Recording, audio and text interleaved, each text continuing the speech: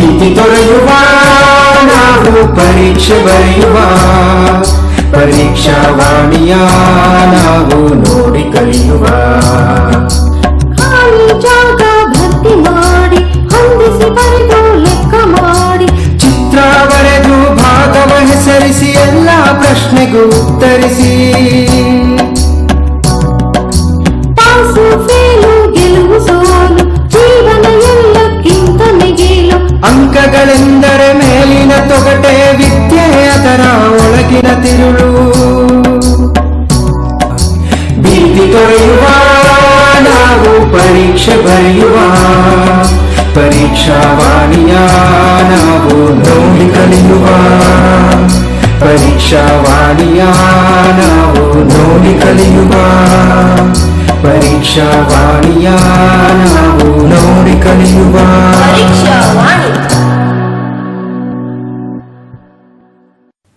ಎಲ್ಲರಿಗೂ ನಮಸ್ಕಾರ. ಪ್ರೀತಿಯ ವಿದ್ಯಾರ್ಥಿಗಳೇ, ನನ್ನ ಹೆಸರು ರಾಮಕೃಷ್ಣ ಡಿ.ಆರ್. ನಾನು ಸರ್ಕಾರಿ ಪ್ರೌಢಶಾಲೆ ಜಡಿಗೇನಹಳ್ಳಿ, ಹೊಸಕೋಟೆ ತಾಲೂಕು, ಬೆಂಗಳೂರು ಗ್ರಾಮಾಂತರ ಜಿಲ್ಲೆಯಲ್ಲಿ ಗಣಿತ ಸಹ ಶಿಕ್ಷಕನಾಗಿ ಕಾರ್ಯವನ್ನು ನಿರ್ವಹಿಸ್ತಾ ಇದ್ದೇನೆ. ವಿದ್ಯಾರ್ಥಿಗಳೇ, ಈಗಾಗಲೇ ನೀವು ತಮ್ಮ ತಮ್ಮ ತರಗತಿಗಳಲ್ಲಿ ಗಣಿತ ವಿಷಯಕ್ಕೆ ಸಂಬಂಧಿಸಿದಂತೆ ಎಲ್ಲ ಘಟಕಗಳ ಅಧ್ಯಯನವನ್ನು ತಾವು ಮಾಡಿರ್ತೀರಿ. ಈಗ ನಾವು ಮತ್ತೊಮ್ಮೆ ಆ ಘಟಕಗಳನ್ನು ಚರ್ಚೆ ಮಾಡೋಣ. ಈ ದಿನ ನಾವು ಗಣಿತ ವಿಷಯಕ್ಕೆ ಸಂಬಂಧಿಸಿದ ಎರಡನೇ ಘಟಕವಾದ ತ್ರಿಭುಜಗಳ ಬಗ್ಗೆ ಚರ್ಚೆಯನ್ನು ಮಾಡೋಣ. ತ್ರಿಭುಜ ಅನ್ನೋದು ನಮಗೆ ಎರಡನೇ ಅಧ್ಯಾಯ. ಈ ಘಟಕದಲ್ಲಿ ಪರಿಕಲ್ಪನೆಗಳು ಹೆಚ್ಚಾಗಿರುವ ಕಾರಣ ಈ ಘಟಕವನ್ನು ನಾವು ಎರಡು ಭಾಗಗಳಾಗಿ ವಿಂಗಡಣೆ ಮಾಡಿಕೊಂಡು ಒಂದು ಭಾಗವನ್ನು ಈ ದಿನ ಚರ್ಚೆ ಮಾಡೋಣ, ಇನ್ನೊಂದು ಭಾಗವನ್ನು ನಾಳೆ ಮತ್ತೊಮ್ಮೆ ಚರ್ಚೆ ಮಾಡೋಣ. ಮೊದಲನೇ ಭಾಗದಲ್ಲಿ ಸಮರೂಪತೆಗೆ ಸಂಬಂಧಿಸಿದ ಪ್ರಮೇಯಗಳನ್ನು ತೆಗೆದುಕೊಂಡಿದ್ದೀವಿ. ಈ ತ್ರಿಭುಜ ಘಟಕದಲ್ಲಿ ಬರುವಂತಹ ಎಲ್ಲ ಪ್ರಮೇಯಗಳನ್ನು ಈ ದಿನ ನಾವು ಚರ್ಚೆ ಮಾಡೋಣ. ಮುಂದಿನ ಭಾಗದಲ್ಲಿ ಈ ಪ್ರಮೇಯಗಳ ಆಧಾರದ ಮೇಲೆ ಬರುವಂತಹ ಲೆಕ್ಕಗಳ ಬಗ್ಗೆ ಚರ್ಚೆಯನ್ನು ಮಾಡೋಣ. ತ್ರಿಭುಜಗಳ ಸಮರೂಪತೆ. ತ್ರಿಭುಜಗಳ ಸಮರೂಪತೆಗೆ ಹೋಗೋದಕ್ಕಿಂತ ಮುಂಚೆ ಸಮರೂಪತೆ ಅಂದರೆ ಏನು?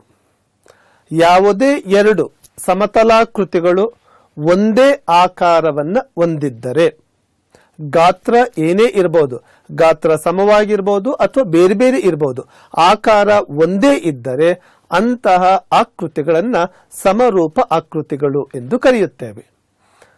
ನಾವು ಸಮರೂಪ ತ್ರಿಭುಜಗಳ ಬಗ್ಗೆ ಚರ್ಚೆಯನ್ನು ಮಾಡೋಣ. ತ್ರಿಭುಜಗಳ ಸಮರೂಪತೆ.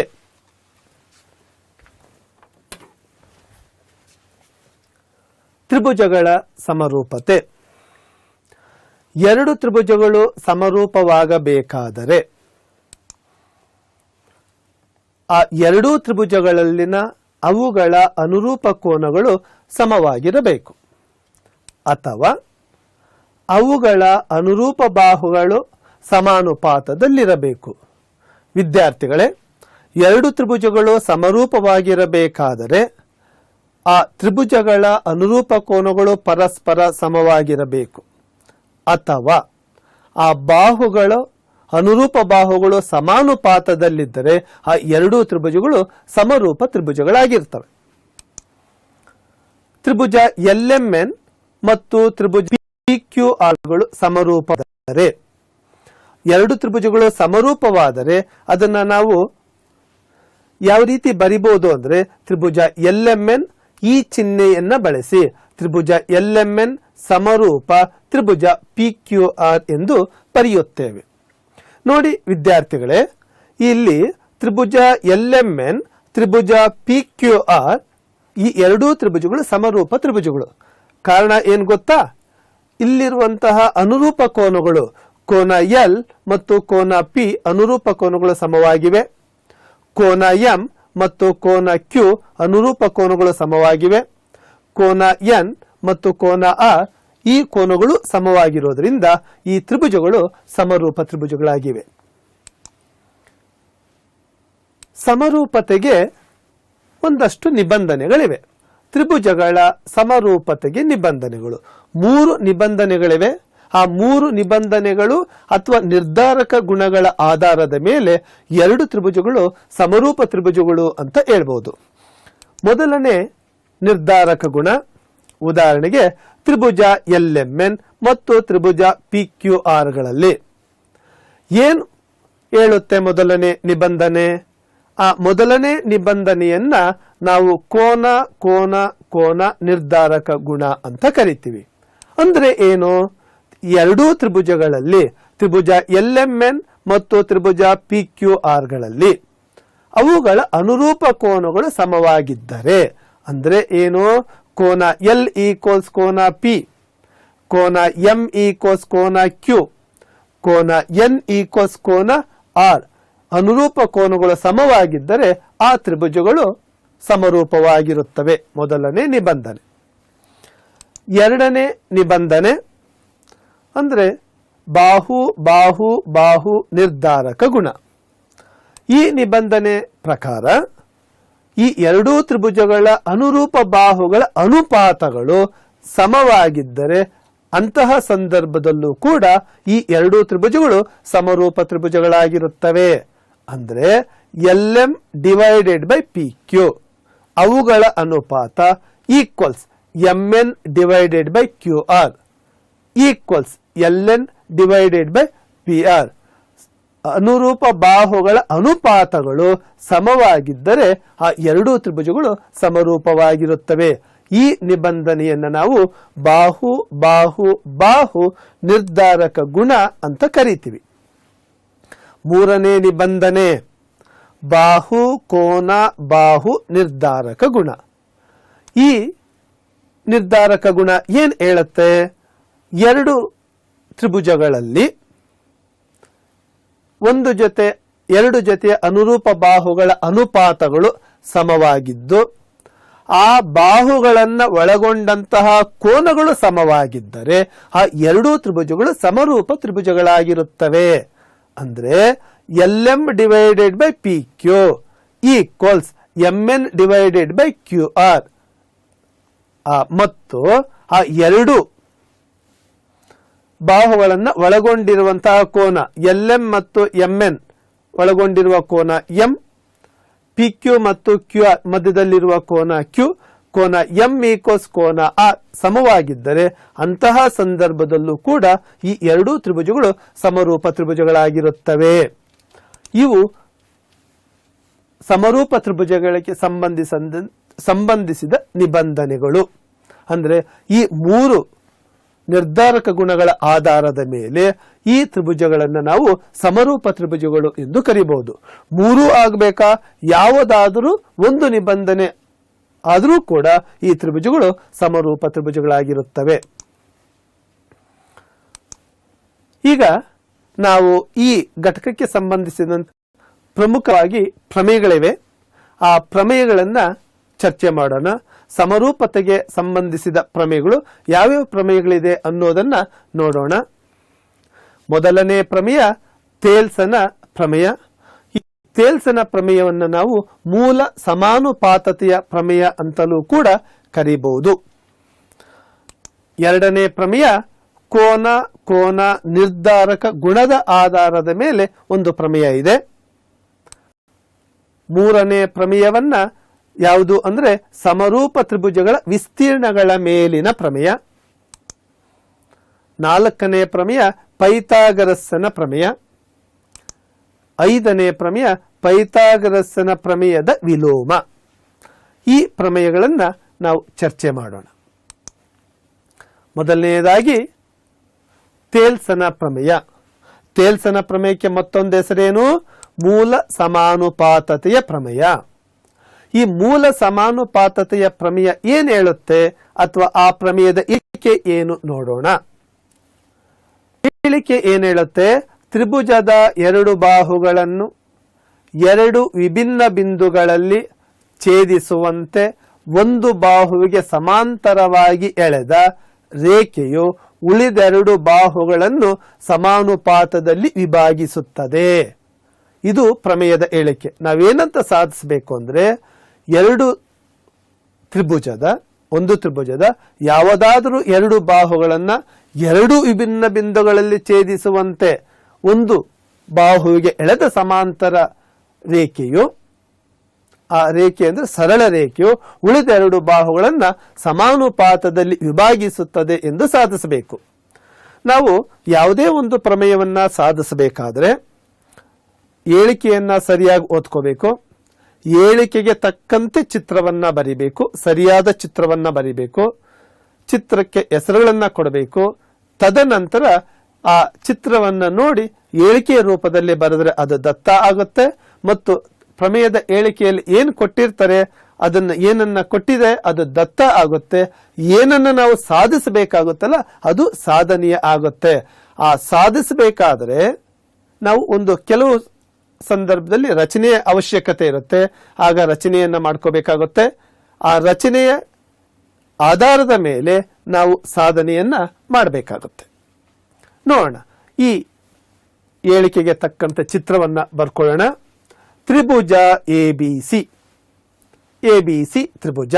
ಹೇಳಿಕೆ ಹೇಳುತ್ತೆ, ಒಂದು ತ್ರಿಭುಜದಲ್ಲಿ ಬಾಹುಗಳ ಎರಡು ವಿಭಿನ್ನ ಬಿಂದುಗಳು ಡಿ ಮತ್ತು ಇ ಎರಡು ವಿಭಿನ್ನ ಬಿಂದು ಅಂತ ತೆಗೆದುಕೊಳ್ಳೋಣ.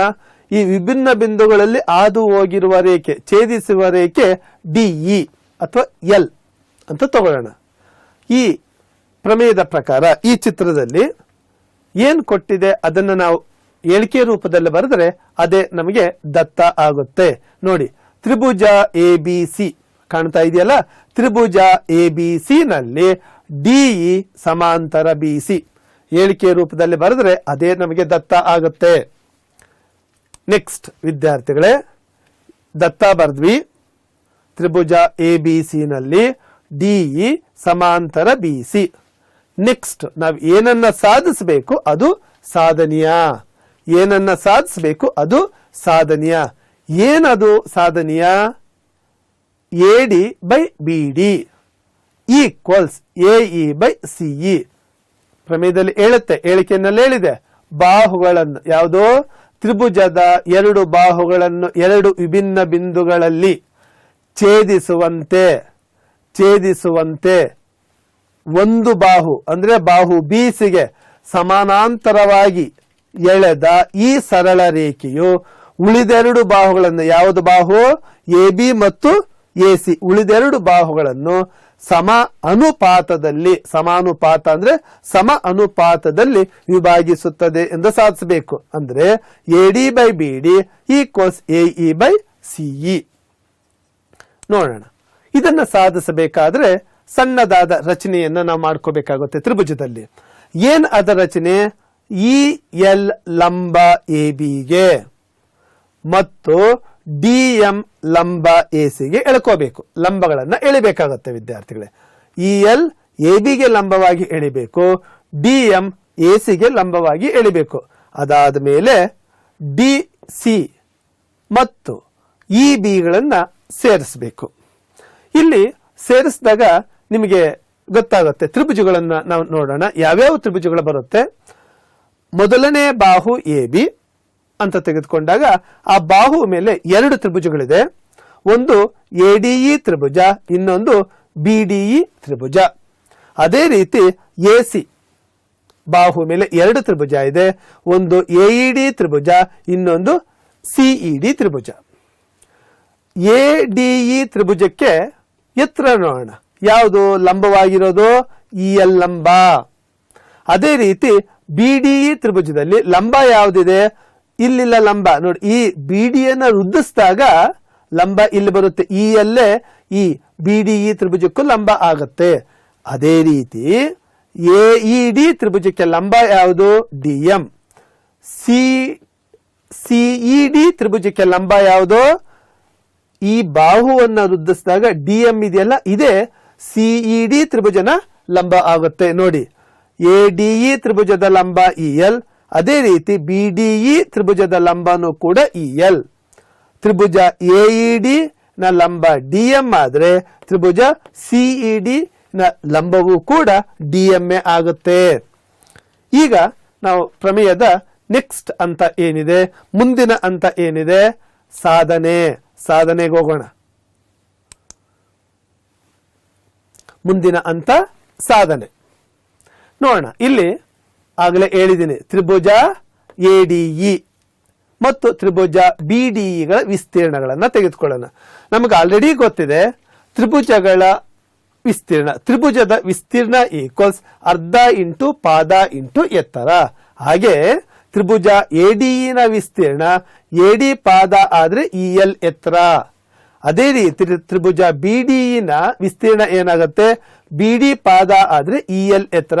ತ್ರಿಭುಜ ADE ನ ವಿಸ್ತೀರ್ಣ ಡಿವೈಡೆಡ್ ಬೈ ತ್ರಿಭುಜ BDE ನ ವಿಸ್ತೀರ್ಣ ಈಕ್ವಲ್ಸ್ ಅರ್ಧ into AD into EL divided by Tribhuja BDE ನ ವಿಸ್ತೀರ್ಣ ಏನಾಗುತ್ತೆ, ಅರ್ಧ ಇಂಟು BD ಇಂಟು EL ಆಗುತ್ತೆ. ಹಾಗಾಗಿ ತ್ರಿಭುಜದ ವಿಸ್ತೀರ್ಣ ಈಕ್ವಲ್ಸ್ ಅರ್ಧ ಇಂಟು ಪಾದ ಇಂಟು ಎತ್ತರ. ನಾವು ಆಲ್ರೆಡಿ ಕಾರಣ ಕೊಟ್ಟಿದ್ದೀವಿ. ನೆಕ್ಸ್ಟ್ ನೋಡಿ, EL ಕ್ಯಾನ್ಸಲ್ ಆಗುತ್ತೆ, ಅರ್ಧ ಕ್ಯಾನ್ಸಲ್ ಆಗುತ್ತೆ. ನಮಗೇನು ಉಳಿಯುತ್ತೆ, ತ್ರಿಭುಜ ADE ನ ವಿಸ್ತೀರ್ಣ ಡಿವೈಡೆಡ್ ಬೈ ತ್ರಿಭುಜ BDE ನ ವಿಸ್ತೀರ್ಣ equals AD by BD. Next ಇನ್ನೊಂದು ಎರಡು ತ್ರಿಭುಜ, ಮೊದಲನೇ ಬಾಹು ಮೇಲೆ ಎರಡು ತ್ರಿಭುಜ ತಗೊಂಡಿದ್ವಿ, ಅದು ಆಯ್ತು. ಈಗ ಇನ್ನೆರಡು ತ್ರಿಭುಜ AED ಮತ್ತು ತ್ರಿಭುಜ CED ಗಳನ್ನ ತೆಗೆದುಕೊಳ್ಳೋಣ. ಈ ತ್ರಿಭುಜಗಳ ವಿಸ್ತೀರ್ಣಗಳನ್ನು ಕೂಡ ನಾವು ನೋಡೋದಾದ್ರೆ, ತ್ರಿಭುಜ AED ನಲ್ಲಿ AE ಪಾದ ಅಂತ ತಗೊಂಡ್ರೆ DM ಎತ್ತರ ಆಗುತ್ತೆ. ತ್ರಿಭುಜ CED ನಲ್ಲಿ CE ಪಾದ ಆದ್ರೆ ಇಲ್ಲಿ ಕೂಡ DM ಎತ್ತರ ಆಗುತ್ತೆ. ಹಾಗಾಗಿ ತ್ರಿಭುಜ AED ನ ವಿಸ್ತೀರ್ಣ ಡಿವೈಡೆಡ್ ಬೈ ತ್ರಿಭುಜ CED ನ ವಿಸ್ತೀರ್ಣ ಈಕ್ವಲ್ಸ್, AED ನ ವಿಸ್ತೀರ್ಣ ಏನು, ಅರ್ಧ ಇಂಟು AE ಇಂಟು DM. ಅದೇ ರೀತಿ ತ್ರಿಭುಜ CED ನ ವಿಸ್ತೀರ್ಣ ಏನಾಗುತ್ತೆ, ಅರ್ಧ into EC into DM. DM cancel ಆಗುತ್ತೆ, ಅರ್ಧ ಕ್ಯಾನ್ಸಲ್ ಆಗುತ್ತೆ. ನಮ್ಗೇನು ಉಳಿಯುತ್ತೆ ಈಗ, ತ್ರಿಭುಜ AED ನ ವಿಸ್ತೀರ್ಣ ಡಿವೈಡೆಡ್ ಬೈ ತ್ರಿಭುಜ CED ನ ವಿಸ್ತೀರ್ಣ ಈಕ್ವಲ್ಸ್ AE ಬೈ CE ಆಗುತ್ತೆ. ಇದು ಮೊದಲನೇ ಪಾಯಿಂಟ್ ಆಗಿರ್ಲಿ, ಇದು ಎರಡನೇ ಪಾಯಿಂಟ್ ಆಗಿರ್ಲಿ. ಈ ತ್ರಿಭುಜಗಳನ್ನು ಗಮನಿಸಿ. ಯಾವುದು, ತ್ರಿಭುಜ BDE ಮತ್ತು ತ್ರಿಭುಜ CED ಗಳನ್ನ ಗಮನಿಸಿದಾಗ ಈ ಎರಡೂ ತ್ರಿಭುಜಗಳು ಒಂದೇ ಸಮಾಂತರ ರೇಖೆಗಳ ನಡುವೆ ಇದೆ. ಯಾವುದದು, DE ಮತ್ತು BC ಸಮಾಂತರ ರೇಖೆಗಳ ನಡುವೆ ಇದೆ. ಎರಡೂ ತ್ರಿಭುಜಕ್ಕೂ ಒಂದೇ ಪಾದ, ಯಾವುದು, DE ಪಾದ. ಹಾಗಾಗಿ ತ್ರಿಭುಜ BDE ನ ವಿಸ್ತೀರ್ಣ ಮತ್ತು ತ್ರಿಭುಜ CED ನ ವಿಸ್ತೀರ್ಣ ಸಮ ಆಗತ್ತೆ. ಅಂದ್ರೆ BDE ನ ವಿಸ್ತೀರ್ಣ CED ನ ವಿಸ್ತೀರ್ಣ ಸಮ ಆಯ್ತು. ಮತ್ತೆ ಇಲ್ಲಿ ನೋಡಿ, ಇವೆರಡು ಸಮ. ಹಾಗೆ ADE ಇಲ್ಲಿ ಕೂಡ AED. ADE ಅಂದ್ರೆ ಈ ತ್ರಿಭುಜ, AED ಅಂದ್ರೆ ಈ ಎರಡೂ ಒಂದೇ ತ್ರಿಭುಜಗಳು. ಹಾಗಾಗಿ ಇದು ಇದಕ್ಕೆ ಸಮ, ಇದು ಇದಕ್ಕೆ ಸಮ. ಹಾಗಾಗಿ ಏನಾಗುತ್ತೆ, ಇದು 1 ಮತ್ತು 2 ಏನಾಗುತ್ತೆ, ಸಮವಾಗುತ್ತೆ. ಅದನ್ನೇ ನಾವು ಸಾಧಿಸಬೇಕಾಗಿದ್ದು. ಅಂದ್ರೆ AD by BD equals AE by CE ಎಂದು ಸಾಧಿಸಿದೆ. ನಾವು ಯಾವುದೇ ಒಂದು ಪ್ರಮೇಯವನ್ನ ನಾವು ಸಾಧಿಸಬೇಕಾದ್ರೆ ಪ್ರಮೇಯದ ಪ್ರತಿಯೊಂದು ಹಂತವನ್ನು ಕೂಡ ನಾವು ಬರೀಬೇಕಾಗತ್ತೆ. ಹೇಳಿಕೆ ಪ್ರಮೇಯದಲ್ಲಿ ಕೊಡದೇ ಇದ್ರೆ ಹೇಳಿಕೆ ಬರೀಬೇಕು. ಹೇಳಿಕೆಗೆ ತಕ್ಕಂತೆ ಚಿತ್ರ, ದತ್ತ, ಸಾಧನೆಯ ರಚನೆ ಮತ್ತು ಸಾಧನೆಯಲ್ಲಿ ಕಾರಣಗಳನ್ನು ಕೂಡ ನಾವು ಬರೀಬೇಕಾಗತ್ತೆ. ಎರಡನೇ ಪ್ರಮೇಯ ಕೋನ ನಿರ್ಧಾರಕ ಗುಣ. ಈ ಪ್ರಮೇಯದ ಹೇಳಿಕೆ ಏನ್ ಹೇಳುತ್ತೆ, ಎರಡು ತ್ರಿಭುಜಗಳಲ್ಲಿ ಅನುರೂಪ ಕೋನಗಳು ಸಮವಾದರೆ ಅವುಗಳ ಅನುರೂಪ ಬಾಹುಗಳ ಅನುಪಾತಗಳು ಸಮ. ಆದ್ದರಿಂದ ಆ ತ್ರಿಭುಜಗಳು ಸಮರೂಪವಾಗಿರುತ್ತವೆ. ಈ ಹೇಳಿಕೆಗೆ ತಕ್ಕಂತೆ ಚಿತ್ರವನ್ನ ಬರೆಯೋಣ. ಎರಡು ತ್ರಿಭುಜಗಳು, ತ್ರಿಭುಜ ABC ಮತ್ತು ತ್ರಿಭುಜ DF, ಎರಡು ತ್ರಿಭುಜಗಳನ್ನ ಬರ್ಕೋಬೇಕು. ಆ ತ್ರಿಭುಜಗಳನ್ನ ಬರ್ಕೋಬೇಕಾದ್ರೆ ನಾವು ಒಂದು ಪಾಯಿಂಟ್ ಅನ್ನ ಮನಸ್ಸಲ್ಲಿ ಇಟ್ಕೋಬೇಕು. ಏನದು, ಈ ಎರಡೂ ತ್ರಿಭುಜಗಳಲ್ಲಿ ಅನುರೂಪ ಕೋನಗಳು ಸಮ ಇರೋ ತರ ಎರಡು ತ್ರಿಭುಜಗಳನ್ನ ಬರ್ಕೋಬೇಕಾಗುತ್ತೆ. ABC ತ್ರಿಭುಜ ಮತ್ತು DF ತ್ರಿಭುಜ. ಈ ತ್ರಿಭುಜದಲ್ಲಿ ಅನುರೂಪ ಕೋನಗಳು ಸಮವಾಗಿದೆ. ಯಾವುದು ಅನುರೂಪ ಕೋನಗಳು, ಕೋನ A ಈಕ್ವಲ್ಸ್ ಕೋನ D, ಕೋನ B ಈಕ್ವಲ್ಸ್ ಕೋನ E, ಕೋನ ಸಿ ಈಕ್ವಲ್ಸ್ ಕೋನ ಎಫ್. ಅದನ್ನ ನಾವು ಏಳಿಕೆ ರೂಪದಲ್ಲಿ ಬರೆದ್ರೆ ಅದೇ ದತ್ತ ಆಗುತ್ತೆ. ಏನು ದತ್ತ? ತ್ರಿಭುಜ ABC ಮತ್ತು ತ್ರಿಭುಜ DEF ಗಳಲ್ಲಿ ಕೋನ A ಈಕ್ವಲ್ಸ್ ಕೋನ D, ಕೋನ B ಈಕ್ವಲ್ಸ್ ಕೋನ E, ಕೋನ C ಈಕ್ವಲ್ಸ್ ಕೋನ F. ಈಗ ದತ್ತ ಬರೆದಿದ್ವಿ. ನೆಕ್ಸ್ಟ್ ಏನನ್ನ ಸಾಧಿಸಬೇಕು? ಅದು ಸಾಧನೀಯ. ನಾವೇನಂತ ಸಾಧಿಸಬೇಕು? ಎರಡು ತ್ರಿಭುಜಗಳಲ್ಲಿ ಅನುರೂಪ ಕೋನಗಳು ಸಮವಾದರೆ, ಅನುರೂಪ ಕೋನಗಳು ಸಮ ಆಗಿದವೆ, ಸಮವಾದರೆ ಅವುಗಳ ಬಾಹುಗಳ ಅನುಪಾತಗಳು. ಎಂತ ಬಾಹುಗಳು? ಅವುಗಳ ಅನುರೂಪ ಬಾಹುಗಳು. AB/DE equals BC/EF equals AC/DF ಅಂತ ಸಾಧಿಸಬೇಕು. ಅದೇ ನಮ್ಮ ಸಾಧನೀಯ. ನಾವಿಲ್ಲಿ ಏನಂತ ಸಾಧಿಸಬೇಕು? ಈ ತ್ರಿಭುಜಗಳಲ್ಲಿ AB/DE equals BC/EF equals AC/DF ಅಂತ ಸಾಧಿಸಬೇಕು. ಇದನ್ನ ಸಾಧಿಸಬೇಕಾದ್ರೆ ಒಂದು ಸಣ್ಣದಾದ ರಚನೆಯನ್ನ ನಾವು ಮಾಡ್ಕೋತೀವಿ. ಏನ್ ಅದ ರಚನೆ? AB ಈಕ್ವಲ್ಸ್ DP ಮತ್ತು AC ಈಕ್ವಲ್ಸ್ DQ ಇರುವಂತೆ P ಮತ್ತೆ Q ಗಳನ್ನ DE ಮತ್ತು DF ಗಳಲ್ಲಿ ಕತ್ತರಿಸಿ PQ ಅನ್ನ ಸೇರಿಸಬೇಕಾಗುತ್ತೆ. ನಾವು ರಚನೆಯನ್ನ ಏನ್ ಮಾಡ್ತೀವಿ ಅದನ್ನೇ ನಾವು ಏಳಿಕೆಯಲ್ಲಿ ಬರೆದ್ರೆ ಅದು ರಚನೆ ಆಗತ್ತೆ. AB ಈಕ್ವಲ್ಸ್ DP ಮತ್ತು AC ಈಕ್ವಲ್ಸ್ DQ ಆಗುವಂತೆ ಕತ್ತರಿಸಿ PQ ಗಳನ್ನು ಸೇರಿಸಿ ಅದು ರಚನೆ ಆಯ್ತು. ದತ್ತ ಆಯ್ತು, ಸಾಧನೀಯ ಆಯ್ತು, ರಚನೆ ಆಯ್ತು. ಈಗ ನೆಕ್ಸ್ಟ್ ಏನ್ ಮಾಡಬೇಕು? ಸಾಧನೆ ಸಾಧಿಸಬೇಕು. ಸಾಧನೆ ಚಿತ್ರಗಳು ಕಾಣ್ತಾ ಇದೆ ನಮಗೆ. ABC ತ್ರಿಭುಜ, ಇನ್ನೊಂದು ತ್ರಿಭುಜ DPQ ಕಾಣ್ತಾ ಇದೆ. ಈ ತ್ರಿಭುಜಗಳಲ್ಲಿ ನಮಗೆ ಆಲ್ರೆಡಿ ಗೊತ್ತಿದೆ. ಈಗ ಕೋನ A ಈಕ್ವಲ್ಸ್ ಕೋನ D ಅನುರೂಪ ಕೋನಗಳು ದತ್ತದಲ್ಲಿ ಗೊತ್ತಿದೆ, ಮತ್ತು AB equals DP, AC equals DQ ರಚನೆಯಲ್ಲಿ ನಮಗೆ ಗೊತ್ತಿದೆ. ಹಾಗಾಗಿ ತ್ರಿಭುಜ ABC ಮತ್ತು ತ್ರಿಭುಜ DPQ ಗಳೇನಾದವು? ಸರ್ವಸಮ ತ್ರಿಭುಜಗಳಾದವು.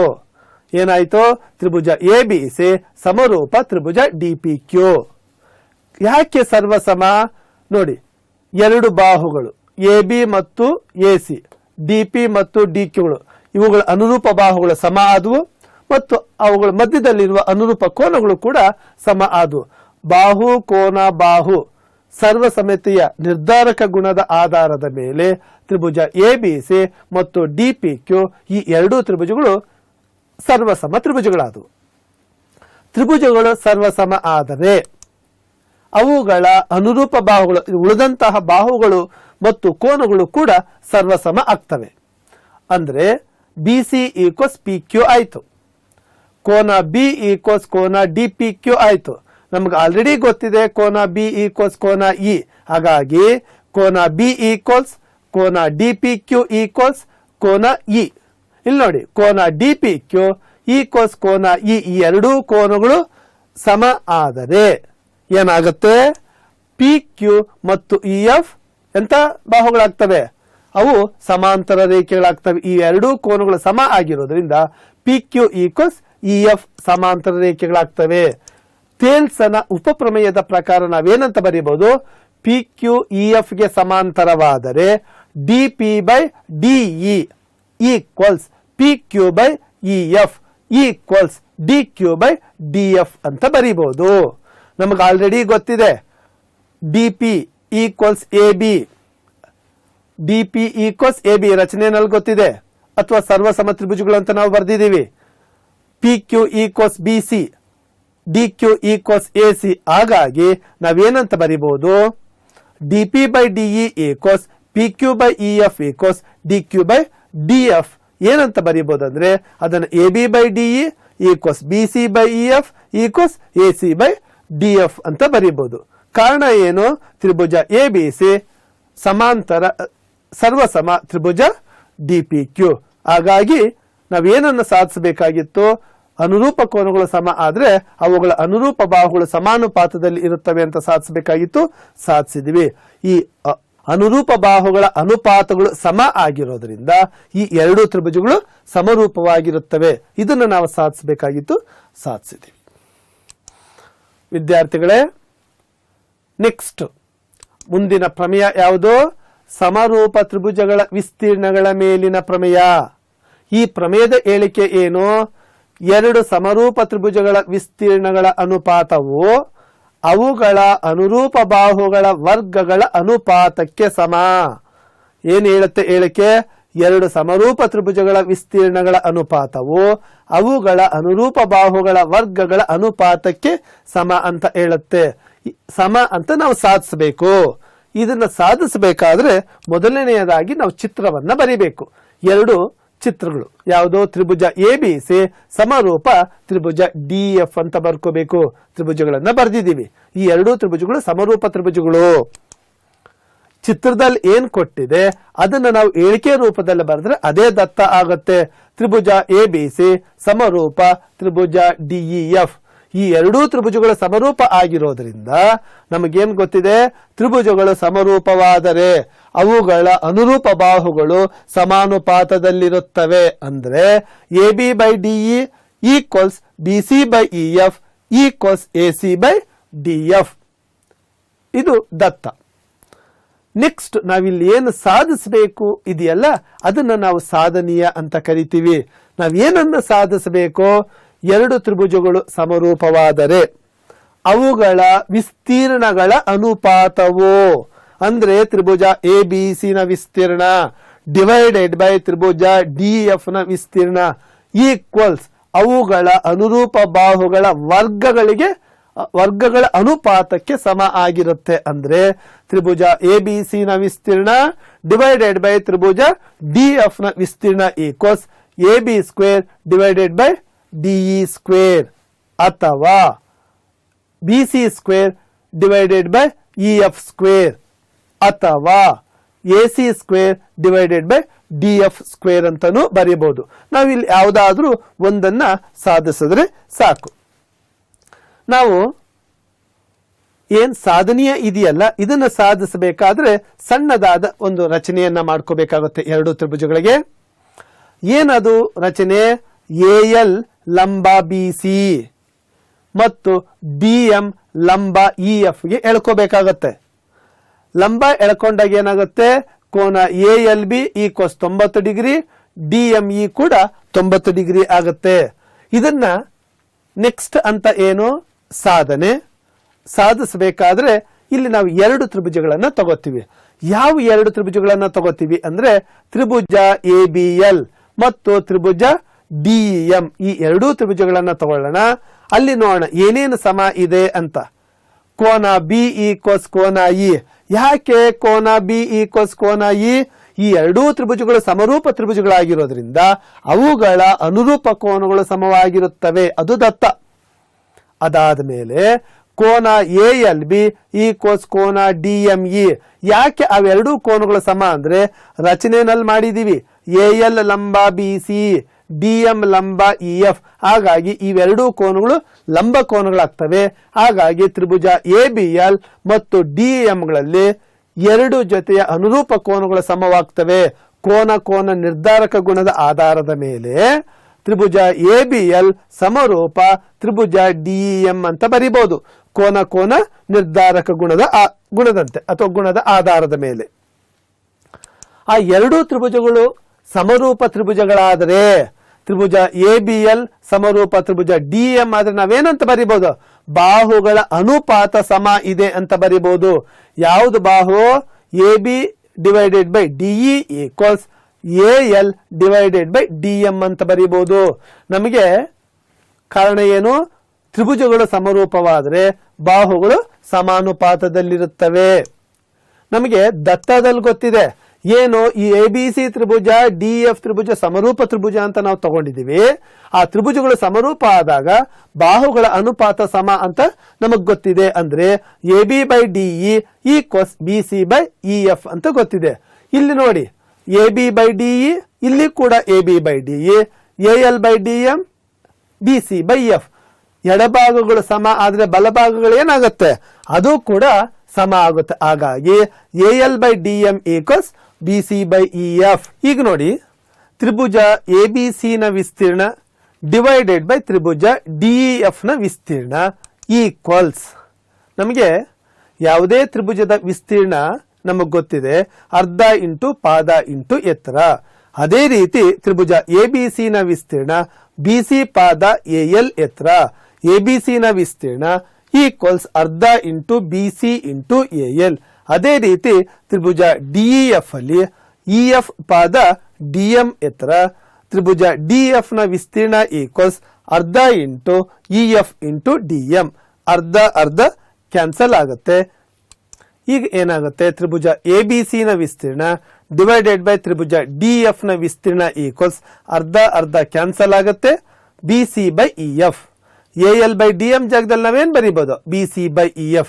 ಹಾಗಾಗಿ ತ್ರಿಭುಜ ABC ನ ವಿಸ್ತೀರ್ಣ ಡಿವೈಡೆಡ್ ಬೈ ತ್ರಿಭುಜ DF ನ ವಿಸ್ತೀರ್ಣ equals BC² divided by EF².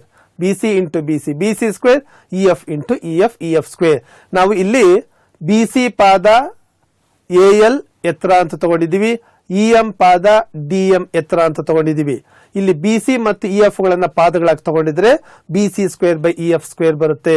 AB ಅನ್ನ ಪಾದ ತಗೊಂಡ್ರೆ ಮತ್ತು AB ಮತ್ತು D ಗಳನ್ನ ಪಾದಗಳಾಗಿ ತಗೊಂಡ್ರೆ AB² ಡಿವೈಡೆಡ್ ಬೈ DE² ಬರುತ್ತೆ. ಹಾಗೆ AC ಮತ್ತೆ DF ಗಳನ್ನ ಪಾದಗಳಾಗಿ ತಗೊಂಡ್ರೆ AC²/DF² ಬರುತ್ತೆ.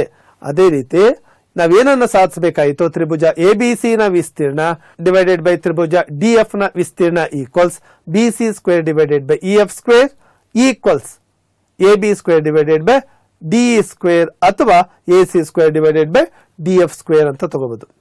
ಇಲ್ಲಿ ನೋಡಿ, ತ್ರಿಭುಜ ABC ನ ವಿಸ್ತೀರ್ಣ ಡಿವೈಡೆಡ್ ಬೈ DEF ನ ವಿಸ್ತೀರ್ಣ equals BC² divided by EF² ಅಥವಾ AB² ಡಿವೈಡೆಡ್ ಬೈ DE² ಅಥವಾ AC² ಡಿವೈಡೆಡ್ ಬೈ DF² ಅಂತ ಸಾಧಿಸಬಹುದು.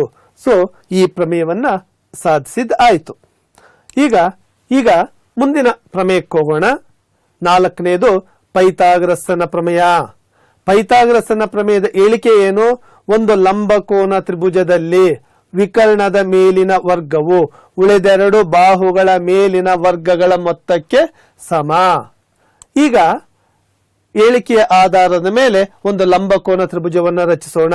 ABC ಲಂಬಕೋನ ತ್ರಿಭುಜ.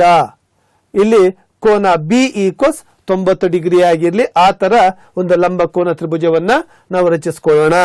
ಇಲ್ಲಿ ಚಿತ್ರದಲ್ಲಿ ಏನಿದೆ ಅದನ್ನ ನಾವು ಹೇಳಿಕೆಯ ರೂಪದಲ್ಲಿ ಬರೆದ್ರೆ ಅದೇ ದತ್ತ ಆಗುತ್ತೆ. ತ್ರಿಭುಜ ABC ಯಲ್ಲಿ ಕೋನ ABC ಈಕ್ವಲ್ಸ್ 90 ಡಿಗ್ರಿ. ನೆಕ್ಸ್ಟ್ ನಾವೇನನ್ನ ಸಾಧಿಸಬೇಕು, ಲಂಬಕೋನ ತ್ರಿಭುಜದಲ್ಲಿ ವಿಕರ್ಣ ABC ತ್ರಿಭುಜದಲ್ಲಿ B ಲಂಬಕೋನ ಆದ್ರೆ AC ಏನಾಗುತ್ತೆ, ವಿಕರ್ಣ ಆಗತ್ತೆ. ವಿಕರ್ಣ ಉಳಿದೆರಡು ಬಾಹುಗಳು ಯಾವ್ಯಾವ ಆಗುತ್ತೆ, AB ಮತ್ತು BC. ಪ್ರಮೇಯದ ಪ್ರಕಾರ ನಾವು ಏನನ್ನ ಸಾಧಿಸಬೇಕು, ವಿಕರ್ಣದ ಮೇಲಿನ ವರ್ಗ AC² equals AB² plus BC² ಅಥವಾ AB² plus BC² equals AC² ಅಂತ ಸಾಧಿಸಬೇಕು. ಅದು ಸಾಧನೀಯ. ಇದನ್ನು ಸಾಧಿಸಬೇಕಾದ್ರೆ ಒಂದು ಸಣ್ಣದಾದ ರಚನೆಯನ್ನ ನಾವು ಮಾಡ್ಕೋತೀವಿ. ಏನದು, B ಇಂದ AC ಗೆ ಲಂಬ ಎಳಿತೀವಿ. BD ಲಂಬ AC ಗೆ ರಚಿಸಿ. ನಾವೇನು ರಚನೆ ಮಾಡ್ತೀವಿ ಅದನ್ನ ಹೇಳಿಕೆಯ ರೂಪದಲ್ಲಿ ಬರೆದ್ರೆ ಅದು ರಚನೆ ಆಗುತ್ತೆ. ನೆಕ್ಸ್ಟ್ ಅಂತ ಏನು, ಸಾಧನೆ. ಇಲ್ಲಿ 2 ತ್ರಿಭುಜಗಳನ್ನ ನಾವು ಆಯ್ಕೆ ಮಾಡ್ಕೊಳ್ಳೋಣ, ಗುರುತಿಸ್ಕೊಳ್ಳೋಣ. ಯಾವ್ಯಾವ ಆ 2 ತ್ರಿಭುಜಗಳು, ತ್ರಿಭುಜ ABC ಮತ್ತು ತ್ರಿಭುಜ ADB. ನೋಡಿ, ABC ನಲ್ಲಿ ಕೋನ ABC ಲಂಬಕೋನ, ADB ನಲ್ಲಿ ಕೋನ D ಇಲ್ಲೇನಿದೆ ಇದು ಲಂಬಕೋನ. ಹಾಗೆ ನೋಡಿ, ಕೋನ A ABC ತ್ರಿಭುಜದಲ್ಲೂ ಇದೆ, ಕೋನ A ADB ತ್ರಿಭುಜದಲ್ಲೂ ಇದೆ.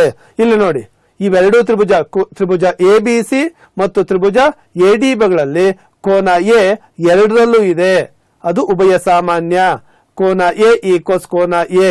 ಹಾಗೆ ಇವೆರಡೂ ತ್ರಿಭುಜಗಳಲ್ಲಿ ಕೋನ ABC ಈಕ್ವಲ್ಸ್ ಕೋನ ADB ಈಕ್ವಲ್ಸ್ 90 ಡಿಗ್ರಿ.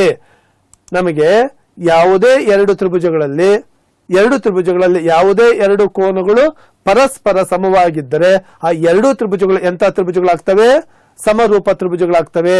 ಕೋನ ನಿರ್ಧಾರಕದ ಗುಣದ ಆಧಾರದ ಮೇಲೆ ತ್ರಿಭುಜ ಎಬಿಸಿ ಮತ್ತು ತ್ರಿಭುಜ ಎಡಿಬಿ ಎಂತ ತ್ರಿಭುಜಗಳಾದವು?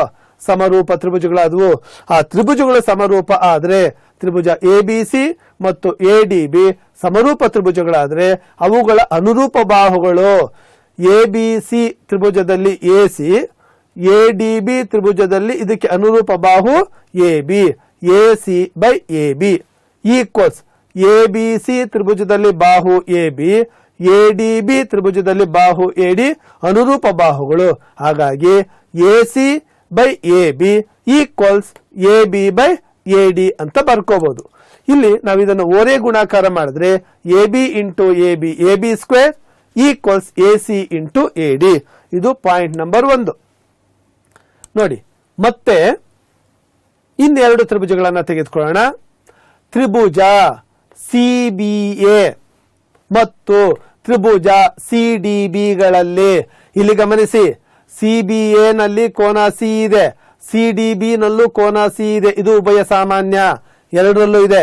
ಅದೇ ರೀತಿ ಸಿಬಿಎ ನಲ್ಲಿ ಕೋನ ಸಿಬಿಎ 90 ಡಿಗ್ರಿ, ಸಿಡಿಬಿ ನಲ್ಲೂ ಕೋನ ಸಿಡಿಬಿ ಕೂಡ 90 ಡಿಗ್ರಿ. ಹಾಗಾಗಿ ಸಿಬಿಎ ಈಕ್ವಸ್ ಸಿಡಿಬಿ ಈಕ್ವಸ್ 90 ಡಿಗ್ರಿ. ಹಾಗಾಗಿ ತ್ರಿಭುಜಗಳಲ್ಲಿ, ಎರಡು ತ್ರಿಭುಜಗಳಲ್ಲಿ ಎರಡು ಅನುರೂಪ ಕೋನಗಳು ಸಮವಾದರೆ, ಒಂದು ಜೊತೆಯ ಅನುರೂಪ ಕೋನಗಳು ಸಮವಾದರೆ ಆ ತ್ರಿಭುಜಗಳ ಎಂತ ತ್ರಿಭುಜಗಳಾಗ್ತವೆ? ಸಮರೂಪ ತ್ರಿಭುಜಗಳಾಗ್ತವೆ. ನೋಡಿ, ಸಿಬಿಎ ತ್ರಿಭುಜ ಮತ್ತು ಸಿಡಿಬಿ ತ್ರಿಭುಜಗಳಲ್ಲಿ ಎರಡು ಜೊತೆ ಅನುರೂಪ ಕೋನಗಳು ಪರಸ್ಪರ ಸಮವಾಗಿರೋದ್ರಿಂದ ತ್ರಿಭುಜ ಸಿಬಿಎ ಸಮರೂಪ ತ್ರಿಭುಜ ಸಿಡಿಬಿ.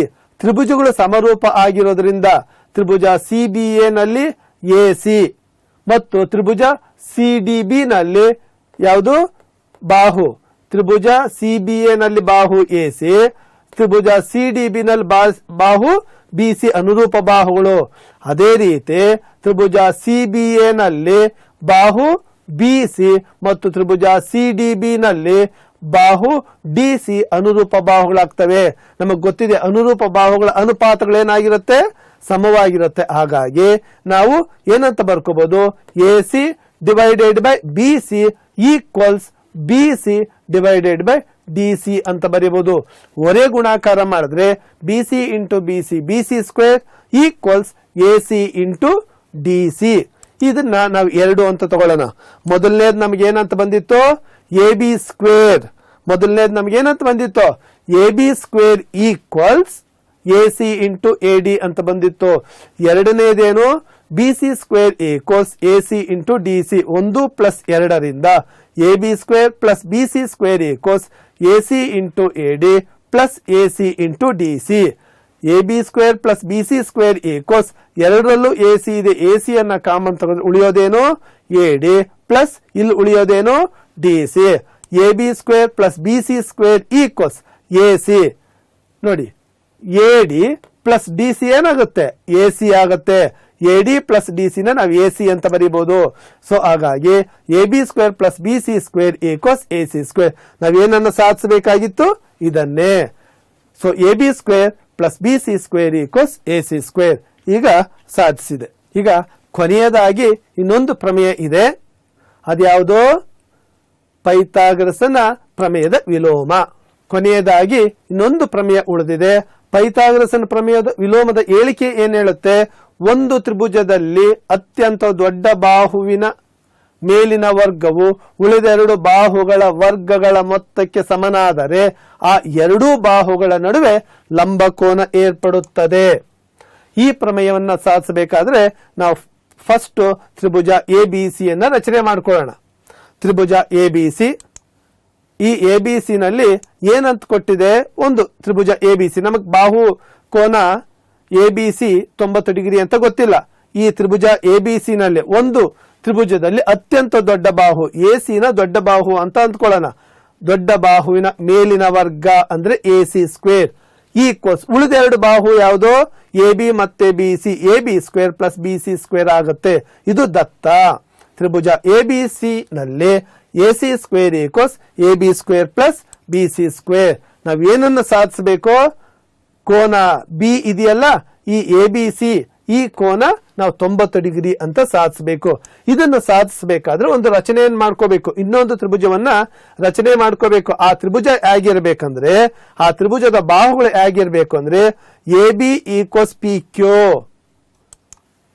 BC equals QR, AB equals PQ, BC equals QR, ಅಥವಾ PQ equals AB, QR equals BC ಮತ್ತು ಕೋನ Q ಈಕ್ವಲ್ಸ್ 90 ಡಿಗ್ರಿ ಇರುವಂತೆ PQR ತ್ರಿಭುಜವನ್ನ ರಚಿಸಬೇಕು. ನಾವೇನು ರಚನೆ ಮಾಡ್ತೀವಲ್ಲ ಅದನ್ನು ಏಳಿಕೆ ರೂಪದಲ್ಲಿ ಬರೆದ್ರೆ ಅದು ರಚನೆ ಆಗುತ್ತೆ. PQ equals AB, QR equals BC ಆಗುವಂತೆ ಹಾಗೂ ಕೋನ Q ಈಕ್ವಲ್ಸ್ 90 ಡಿಗ್ರಿ ಇರುವಂತೆ ತ್ರಿಭುಜ PQR ಅನ್ನು ರಚಿಸಿ. ಈಗ ನೆಕ್ಸ್ಟ್ ಅಂತ ಏನ್ ನಮ್ದು ಸಾಧನೆ. ಚಿತ್ರಗಳು ಕಾಣ್ತಾ ಇದೆಯಲ್ಲ ನೋಡಿ, ಈ ಚಿತ್ರಗಳಲ್ಲಿ ತ್ರಿಭುಜ PQR ಇದೊಂದು ಲಂಬಕೋನ ತ್ರಿಭುಜ ನಾವು ರಚನೆಯಲ್ಲಿ ಗೊತ್ತಿದೆ. ಹಾಗಾಗಿ ಪೈಥಾಗರಸ್ನ ಪ್ರಮೇಯದಂತೆ ನಾವೇನಂತ ಬರಿಬಹುದು, PR ವಿಕರ್ಣ ತಾನೆ, PR square equals PQ square plus QR square. ನಮಗ್ ಗೊತ್ತಿದೆ PR ಸ್ಕ್ವೇರ್ ಈಕ್ವಲ್ಸ್ PQ ಯಾವುದಕ್ಕೆ ಸಮ, AB ಗೆ ಸಮ. PQ ಸ್ಕ್ವೇರ್ ಜಾಗದಲ್ಲಿ AB ಸ್ಕ್ವೇರ್ ಅಂತ ಬರೀಬಹುದು. QR ಯಾವುದಕ್ಕೆ ಸಮ, BC, QR ಸ್ಕ್ವೇರ್ ಜಾಗದಲ್ಲಿ BC ಸ್ಕ್ವೇರ್ ಅಂತ ಬರೀಬಹುದು. ನಮಗೆ ದತ್ತದಲ್ಲಿ ಗೊತ್ತಿದೆ, ಏನು ದತ್ತ, AC square equals AB square plus BC square ಅಂತ ಗೊತ್ತಿದೆ. ಇಲ್ಲಿ ನೋಡಿ, AB square AB square, BC square BC square, ಇದು ಇದಕ್ಕೆ ಸಮ, ಇದು ಇದಕ್ಕೆ ಸಮ. ಹಾಗಾಗಿ ಏನಾಗುತ್ತೆ, 1 ಮತ್ತು 2ರಿಂದ ನಾವೇನಂತ ಬರೀಬಹುದು, PR square equals AC square, ಅಥವಾ AC ಈಕ್ವಲ್ಸ್ PR, ಅಥವಾ PR ಈಕ್ವಲ್ಸ್ AC ಅಂತ ಬರ್ಕೋಬಹುದು. ಈಗ ನೋಡೋಣ, ತ್ರಿಭುಜ ABC ಮತ್ತು ತ್ರಿಭುಜ PQR ಗಳಲ್ಲಿ ನಮಗೆ ರಚನೆನಲ್ಲಿ ಗೊತ್ತಿದೆ, AB equals PQ, BC equals QR ಅಂತ ಗೊತ್ತಿದೆ. ಸಾಧನೆ ಸಾಧಿಸಿದೀವಿ, ಏನಂತ, AC ಈಕ್ವಲ್ಸ್ PR ಅಂತ ಸಾಧಿಸಿದೀವಿ. ಒಂದು ತ್ರಿಭುಜದ 3 ಬಾಹುಗಳು ಇನ್ನೊಂದು ತ್ರಿಭುಜದ 3 ಬಾಹುಗಳು ಪರಸ್ಪರ ಸಮವಾಗಿರೋದ್ರಿಂದ ಈ ಎರಡೂ ತ್ರಿಭುಜಗಳು ಎಂತ ತ್ರಿಭುಜಗಳಾಗ್ತವೆ, ಸರ್ವಸಮ ತ್ರಿಭುಜಗಳಾಗ್ತವೆ. ತ್ರಿಭುಜಗಳು ಸರ್ವಸಮ ತ್ರಿಭುಜಗಳಾಗೋದ್ರಿಂದ ಅವುಗಳ ಅನುರೂಪ ಕೋನಗಳು ಪರಸ್ಪರ ಸಮವಾಗಿರುತ್ತೆ, ಮತ್ತೆ ಅನುರೂಪ ಬಾಹುಗಳೂ ಕೂಡ ಸಮವಾಗಿರುತ್ತೆ. ಹಾಗಾಗಿ ಕೋನ B ಈಕ್ವಲ್ಸ್ ಕೋನ Q ಈಕ್ವಲ್ಸ್ 90 ಡಿಗ್ರಿ. ಹಾಗಾಗಿ ಕೋನ B ಈಕ್ವಲ್ಸ್ 90 ಡಿಗ್ರಿ. ಇದನ್ನೇ ನಾವು ಸಾಧಿಸಬೇಕಾಗಿದ್ದು. ವಿದ್ಯಾರ್ಥಿಗಳೇ, ಇಲ್ಲಿಯ ತನಕ ನಾವು ತ್ರಿಭುಜಗಳಿಗೆ ಸಂಬಂಧಿಸಿದಂತೆ ಒಂದು ಪ್ರಮುಖವಾದ ಕಲಿಕಾಂಶಗಳು ಏನಿದೆ ಈ ಘಟಕದಲ್ಲಿ, ಪ್ರಮೇಯಗಳಂತ ನಾವು ಏನ್ ಕರಿತೀವಿ, ಆ ಎಲ್ಲಾ ಪ್ರಮೇಯಗಳನ್ನ ಹಂತವಾಗಿ ನಾವು ಈಗ ಚರ್ಚೆ ಮಾಡಿದೀವಿ. ನೀವು ಮತ್ತೊಂದು ಸಾರಿ ಇದನ್ನ ಪುನರ್ಮನನ ಮಾಡೋದಾಗಿ ಅಥವಾ ಇದನ್ನು ಅಭ್ಯಾಸ ಮಾಡೋದ್ರ ಮೂಲಕ ಈ ಕಲಿಕೆಯನ್ನ ದೃಢೀಕರಿಸ್ಕೋಬಹುದು.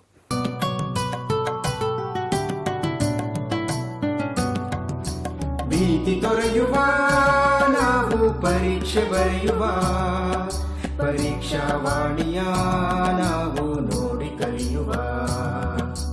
ಖಾಲಿ ಜಾಗ ಭರ್ತಿ ಮಾಡಿ ಹೊಂದಿಸಿ ಬರೆದು ಲೆಕ್ಕ ಮಾಡಿ, ಚಿತ್ರ ಬರೆದು ಭಾಗವ ಹೆಸರಿಸಿ ಎಲ್ಲ ಪ್ರಶ್ನೆಗೂ ಉತ್ತರಿಸಿ. ಪಾಸು ಫೇಲು ಗೆಲುವು ಸೋಲು ಜೀವನ ಎಲ್ಲಕ್ಕಿಂತ ಮಿಗಿಲು. ಅಂಕಗಳೆಂದರೆ ಮೇಲಿನ ತೊಗಟೆ, ವಿದ್ಯೆ ಅದರ ಒಳಗಿನ ತಿರುಳು. ಭೀತಿ ತೊರೆಯುವ ನಾವು ಪರೀಕ್ಷೆ ಬರೆಯುವ, ಪರೀಕ್ಷಾವಾಣಿಯ ನಾವು ನೋಡಿ ಕಲಿಯುವ. ಪರೀಕ್ಷಾವಾಣಿಯ ನಾವು ನೋಡಿ ಕಲಿಯುವ, ಪರೀಕ್ಷಾವಾಣಿಯ ನಾವು ನೋಡಿ ಕಲಿಯುವ.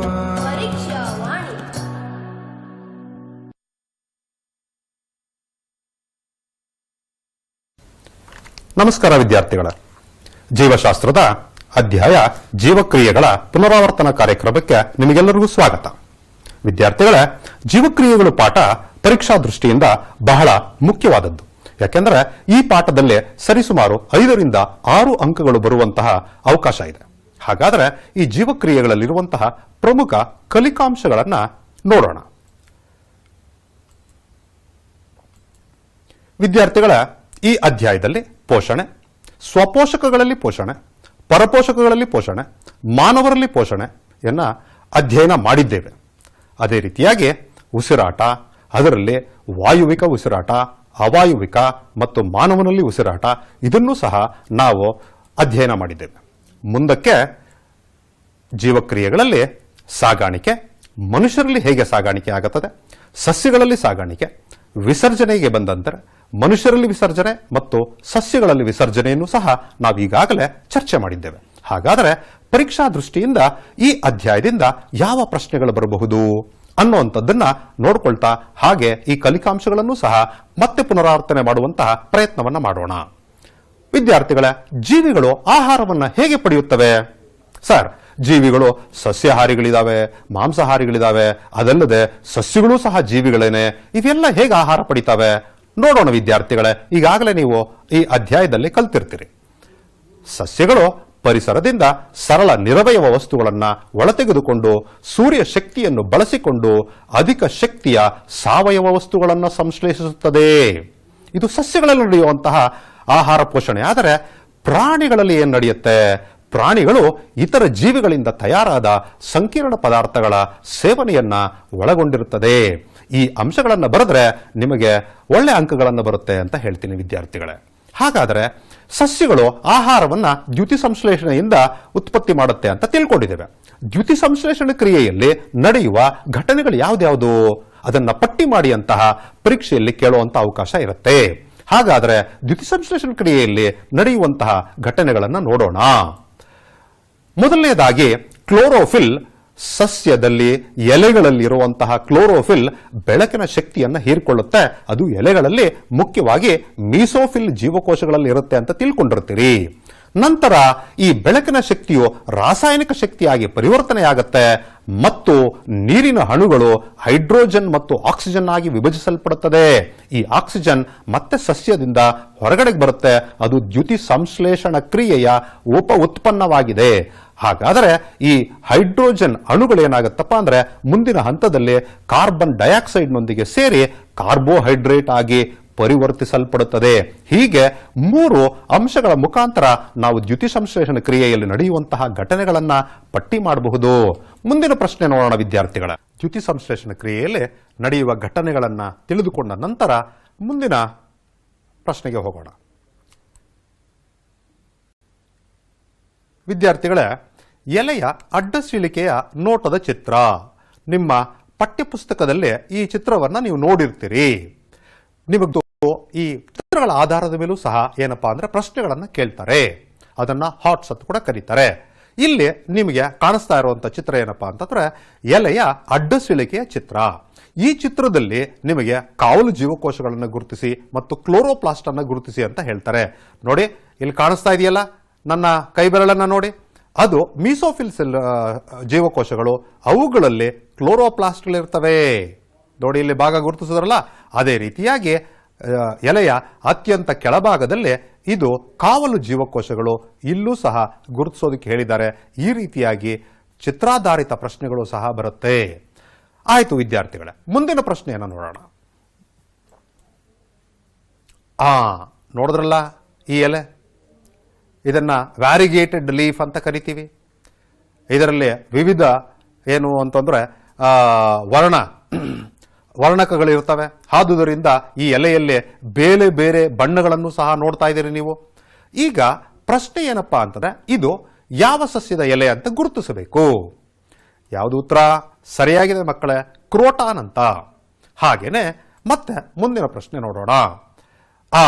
ಈ ಚಿತ್ರವನ್ನು ಸಹ ನಾವು ಪಠ್ಯಪುಸ್ತಕದಲ್ಲಿ ನೋಡಿದಿರಿ.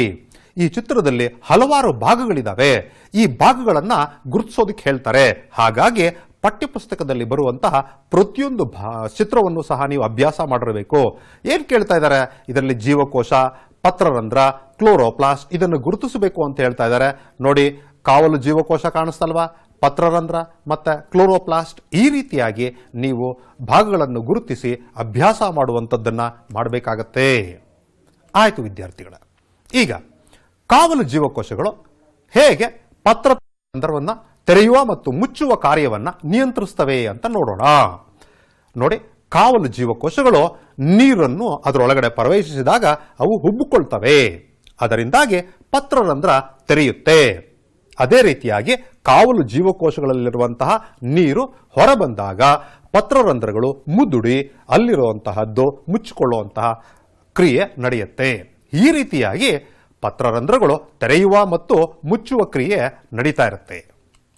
ಆಯಿತು ವಿದ್ಯಾರ್ಥಿಗಳು, ಈಗ ಆಹಾರ ವಸ್ತುಗಳನ್ನು ದೇಹದ ಹೊರಗೆ ವಿಭಜಿಸಿ ನಂತರ ಅದನ್ನು ಹೀರಿಕೊಳ್ಳುವ ವ್ಯವಸ್ಥೆ ಇರುವಂತಹ ಜೀವಿಗಳು ಯಾವುದಾದ್ರೂ ಇದಾವ?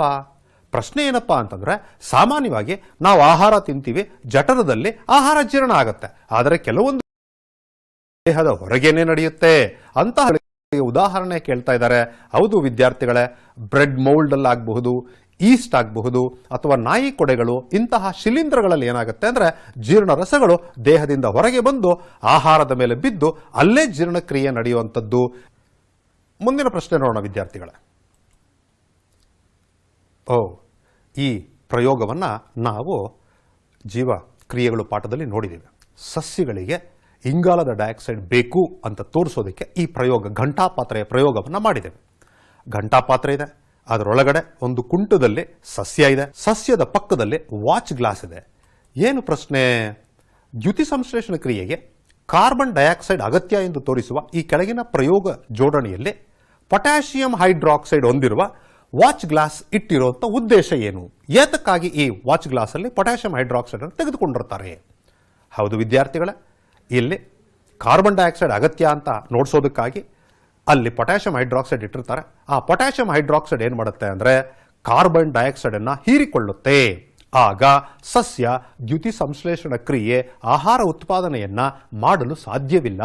ಇದರಿಂದಾಗಿ ನಮಗೆ ಗೊತ್ತಾಗುವಂಥದ್ದು ಏನಪ್ಪಾ ಅಂದ್ರೆ ಕಾರ್ಬನ್ ಡೈಆಕ್ಸೈಡ್ ದ್ಯುತಿ ಸಂಶ್ಲೇಷಣ ಕ್ರಿಯೆಗೆ ಅತ್ಯಂತ ಅಗತ್ಯವಾದದ್ದು ಅಂತ. ಮುಂದಿನ ಪ್ರಶ್ನೆ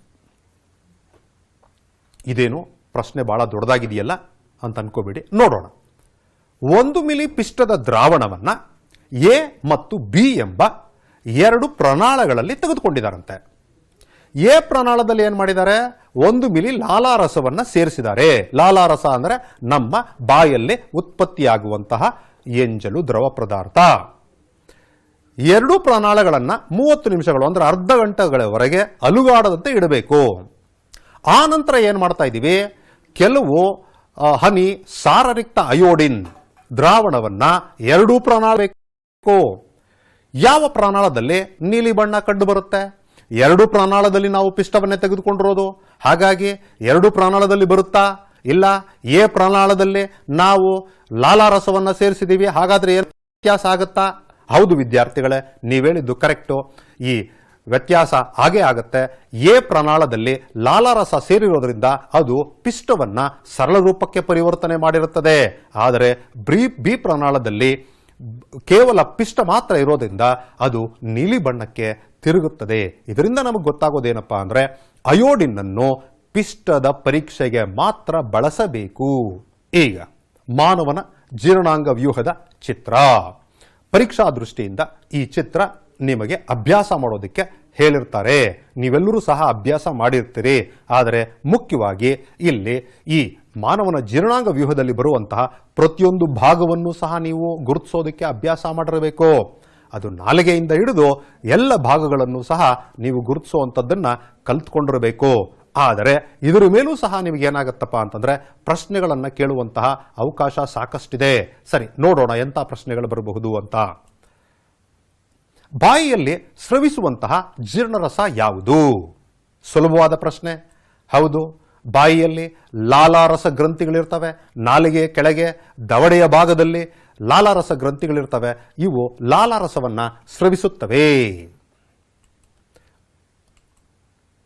ಮತ್ತೊಂದು ಪ್ರಶ್ನೆ, ಲಾಲಾರಸದ ಕಾರ್ಯವೇನು? ಲಾಲಾರಸವು ಬಾಯಿಯಲ್ಲಿ ಪಿಷ್ಟವನ್ನು ಅಂದ್ರೆ ಕಾರ್ಬೋಹೈಡ್ರೇಟ್ ಪಿಷ್ಟವನ್ನು ಸರಳ ರೂಪಕ್ಕೆ ಪರಿವರ್ತಿಸುತ್ತದೆ. ಅಂದ್ರೆ ಅದು ಜೀರ್ಣಕ್ರಿಯೆಯನ್ನ ಮಾಡುತ್ತದೆ. ಹಾಗಾದ್ರೆ ನಮ್ಮ ಬಾಯಲ್ಲಿ ಜೀರ್ಣಕ್ರಿಯೆ ಪ್ರಾರಂಭಗೊಳ್ಳುತ್ತದೆ.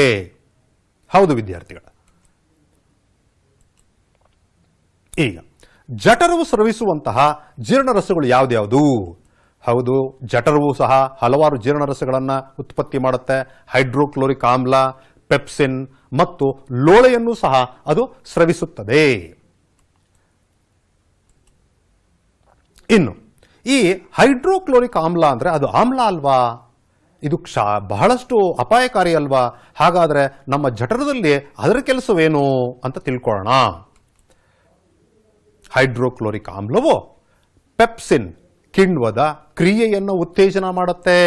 ಪೆಪ್ಸಿನ್ ಕಿಣ್ವ ಕಾರ್ಯನಿರ್ವಹಿಸಬೇಕು ಅಂದರೆ ಜಠರದಲ್ಲಿ ಹೈಡ್ರೋಕ್ಲೋರಿಕ್ ಆಮ್ಲ ಉತ್ಪತ್ತಿ ಆಗಲೇಬೇಕು. ಅಷ್ಟೇ ಅಲ್ಲದೆ ಅದು ಆಹಾರವನ್ನು ಆಮ್ಲೀಯವನ್ನಾಗಿ ಸಹ ಮಾಡುತ್ತದೆ. ಹೀಗೆ ಪೆಪ್ಸಿನ್ ಕಿಣ್ವದ ಉತ್ತೇಜನ ಮತ್ತು ಆಹಾರವನ್ನು ಆಮ್ಲಗೊಳಿಸುವಂಥದ್ದು ಈ ಎರಡು ಕೆಲಸಗಳನ್ನು ಹೈಡ್ರೋಕ್ಲೋರಿಕ್ ಆಮ್ಲವು ನಮ್ಮ ಜಠರದಲ್ಲಿ ಮಾಡುತ್ತದೆ. ಆಯಿತು ವಿದ್ಯಾರ್ಥಿಗಳ, ಜಠರದಿಂದ ಆಹಾರ ಹೊರದೂಡುವಿಕೆ ಕ್ರಿಯೆಯು ಹೇಗೆ ನಿಯಂತ್ರಿಸಲ್ಪಡುತ್ತದೆ? ಹೌದು, ಜಠರಕ್ಕೆ ಆಹಾರ ಬಂತು, ಅಲ್ಲಿ ಆಹಾರ ಜಠರ ರಸಗಳಿಂದ ಜೀರ್ಣವಾಯಿತು. ಜೀರ್ಣಗೊಂಡ ನಂತರ ಮುಂದಿನ ಭಾಗಕ್ಕೆ ಹೋಗಬೇಕಲ್ಲ, ಹೇಗೆ ಅದು ಮುಂದಕ್ಕೆ ಹೋಗುತ್ತೆ? ಯಾರು ನಿಯಂತ್ರಿಸ್ತಾರೆ? ಜಠರದಿಂದ ಆಹಾರ ಹೊರದೂಡುವಿಕೆಯು ಸಂಕುಚನ ಸ್ನಾಯುಗಳಿಂದ ನಿಯಂತ್ರಿಸಲ್ಪಡುತ್ತದೆ.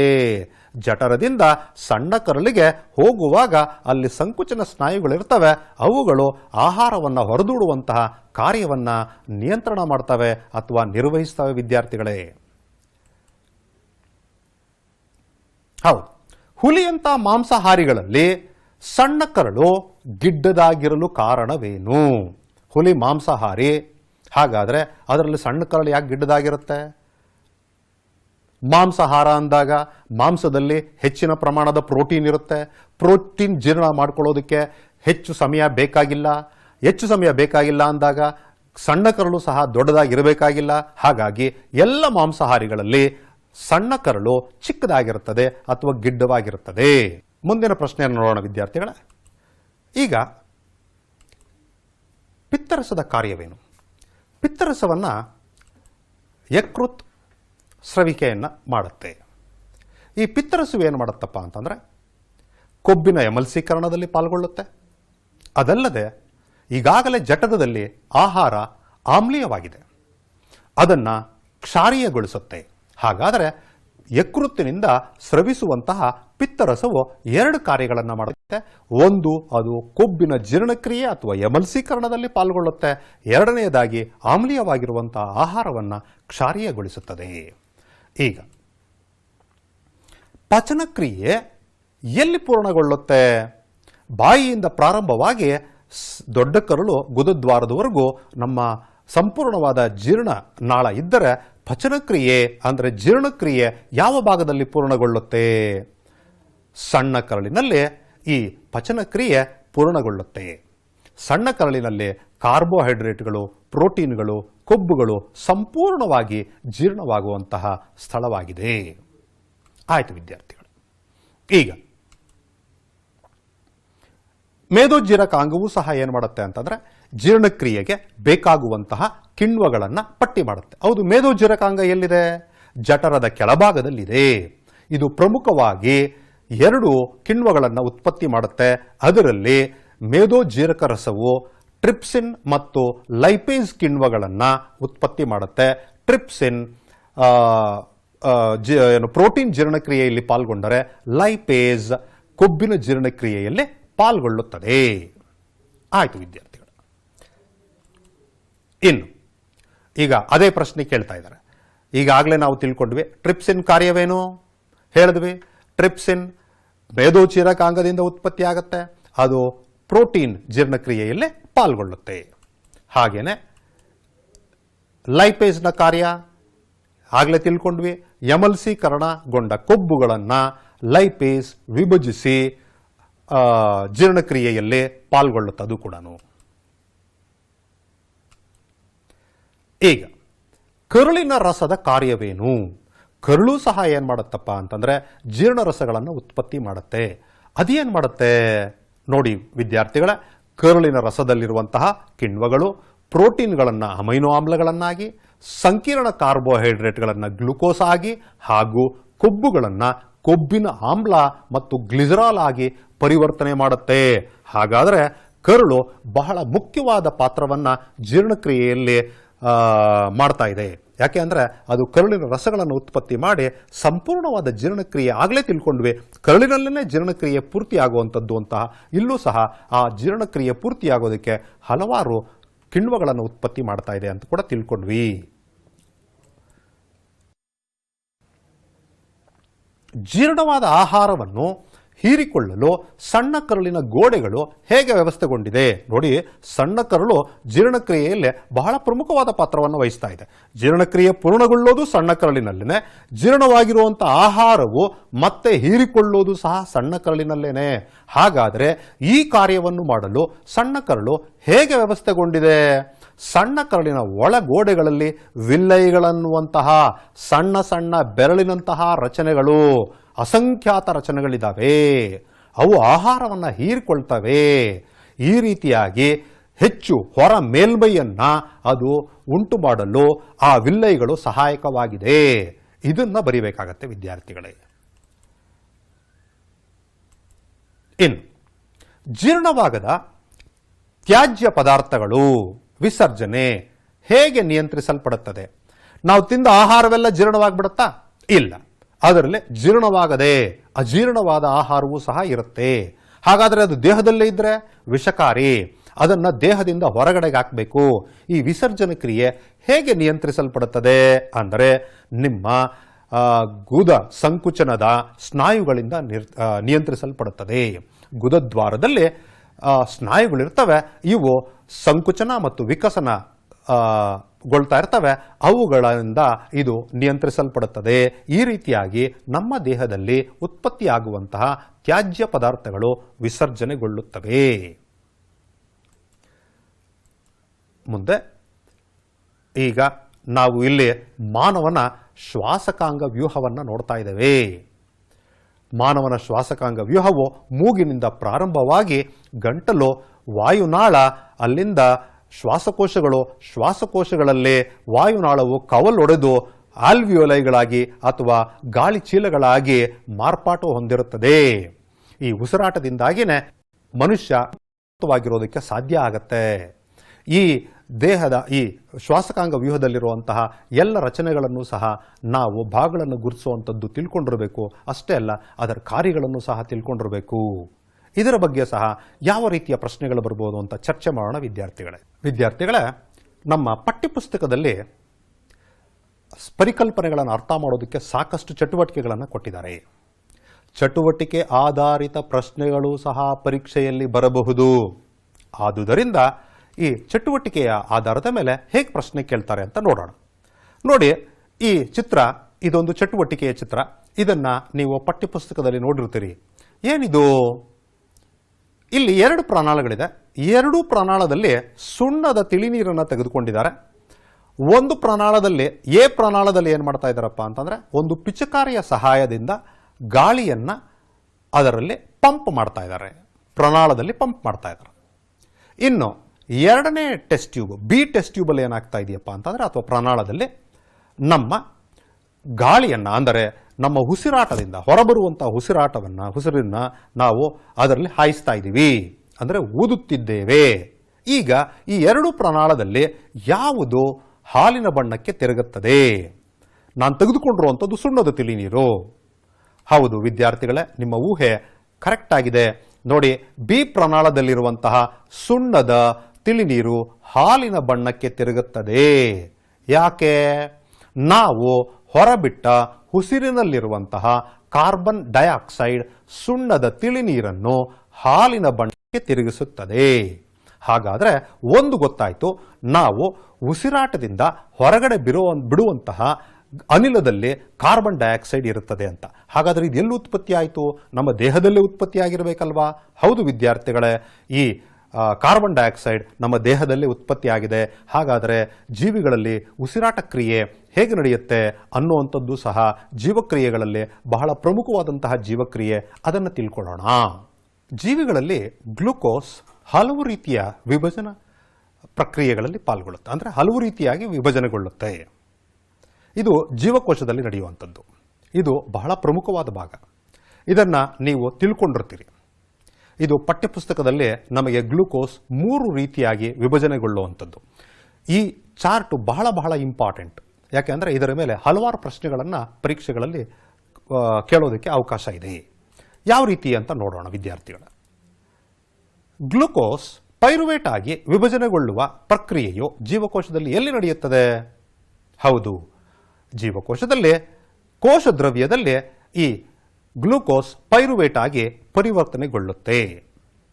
ಅದೇ ರೀತಿಯಾಗಿ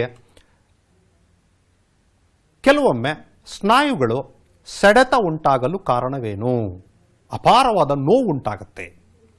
ಎಲ್ಲಿ? ಸ್ನಾಯುಗಳಲ್ಲಿ. ಅದು ಕೈಗಳ ಸ್ನಾಯುಗಳಲ್ಲಾಗ್ಬೋದು, ಕಾಲುಗಳಲ್ಲಾಗ್ಬೋದು. ಯಾವಾಗ ಉಂಟಾಗುತ್ತೆ?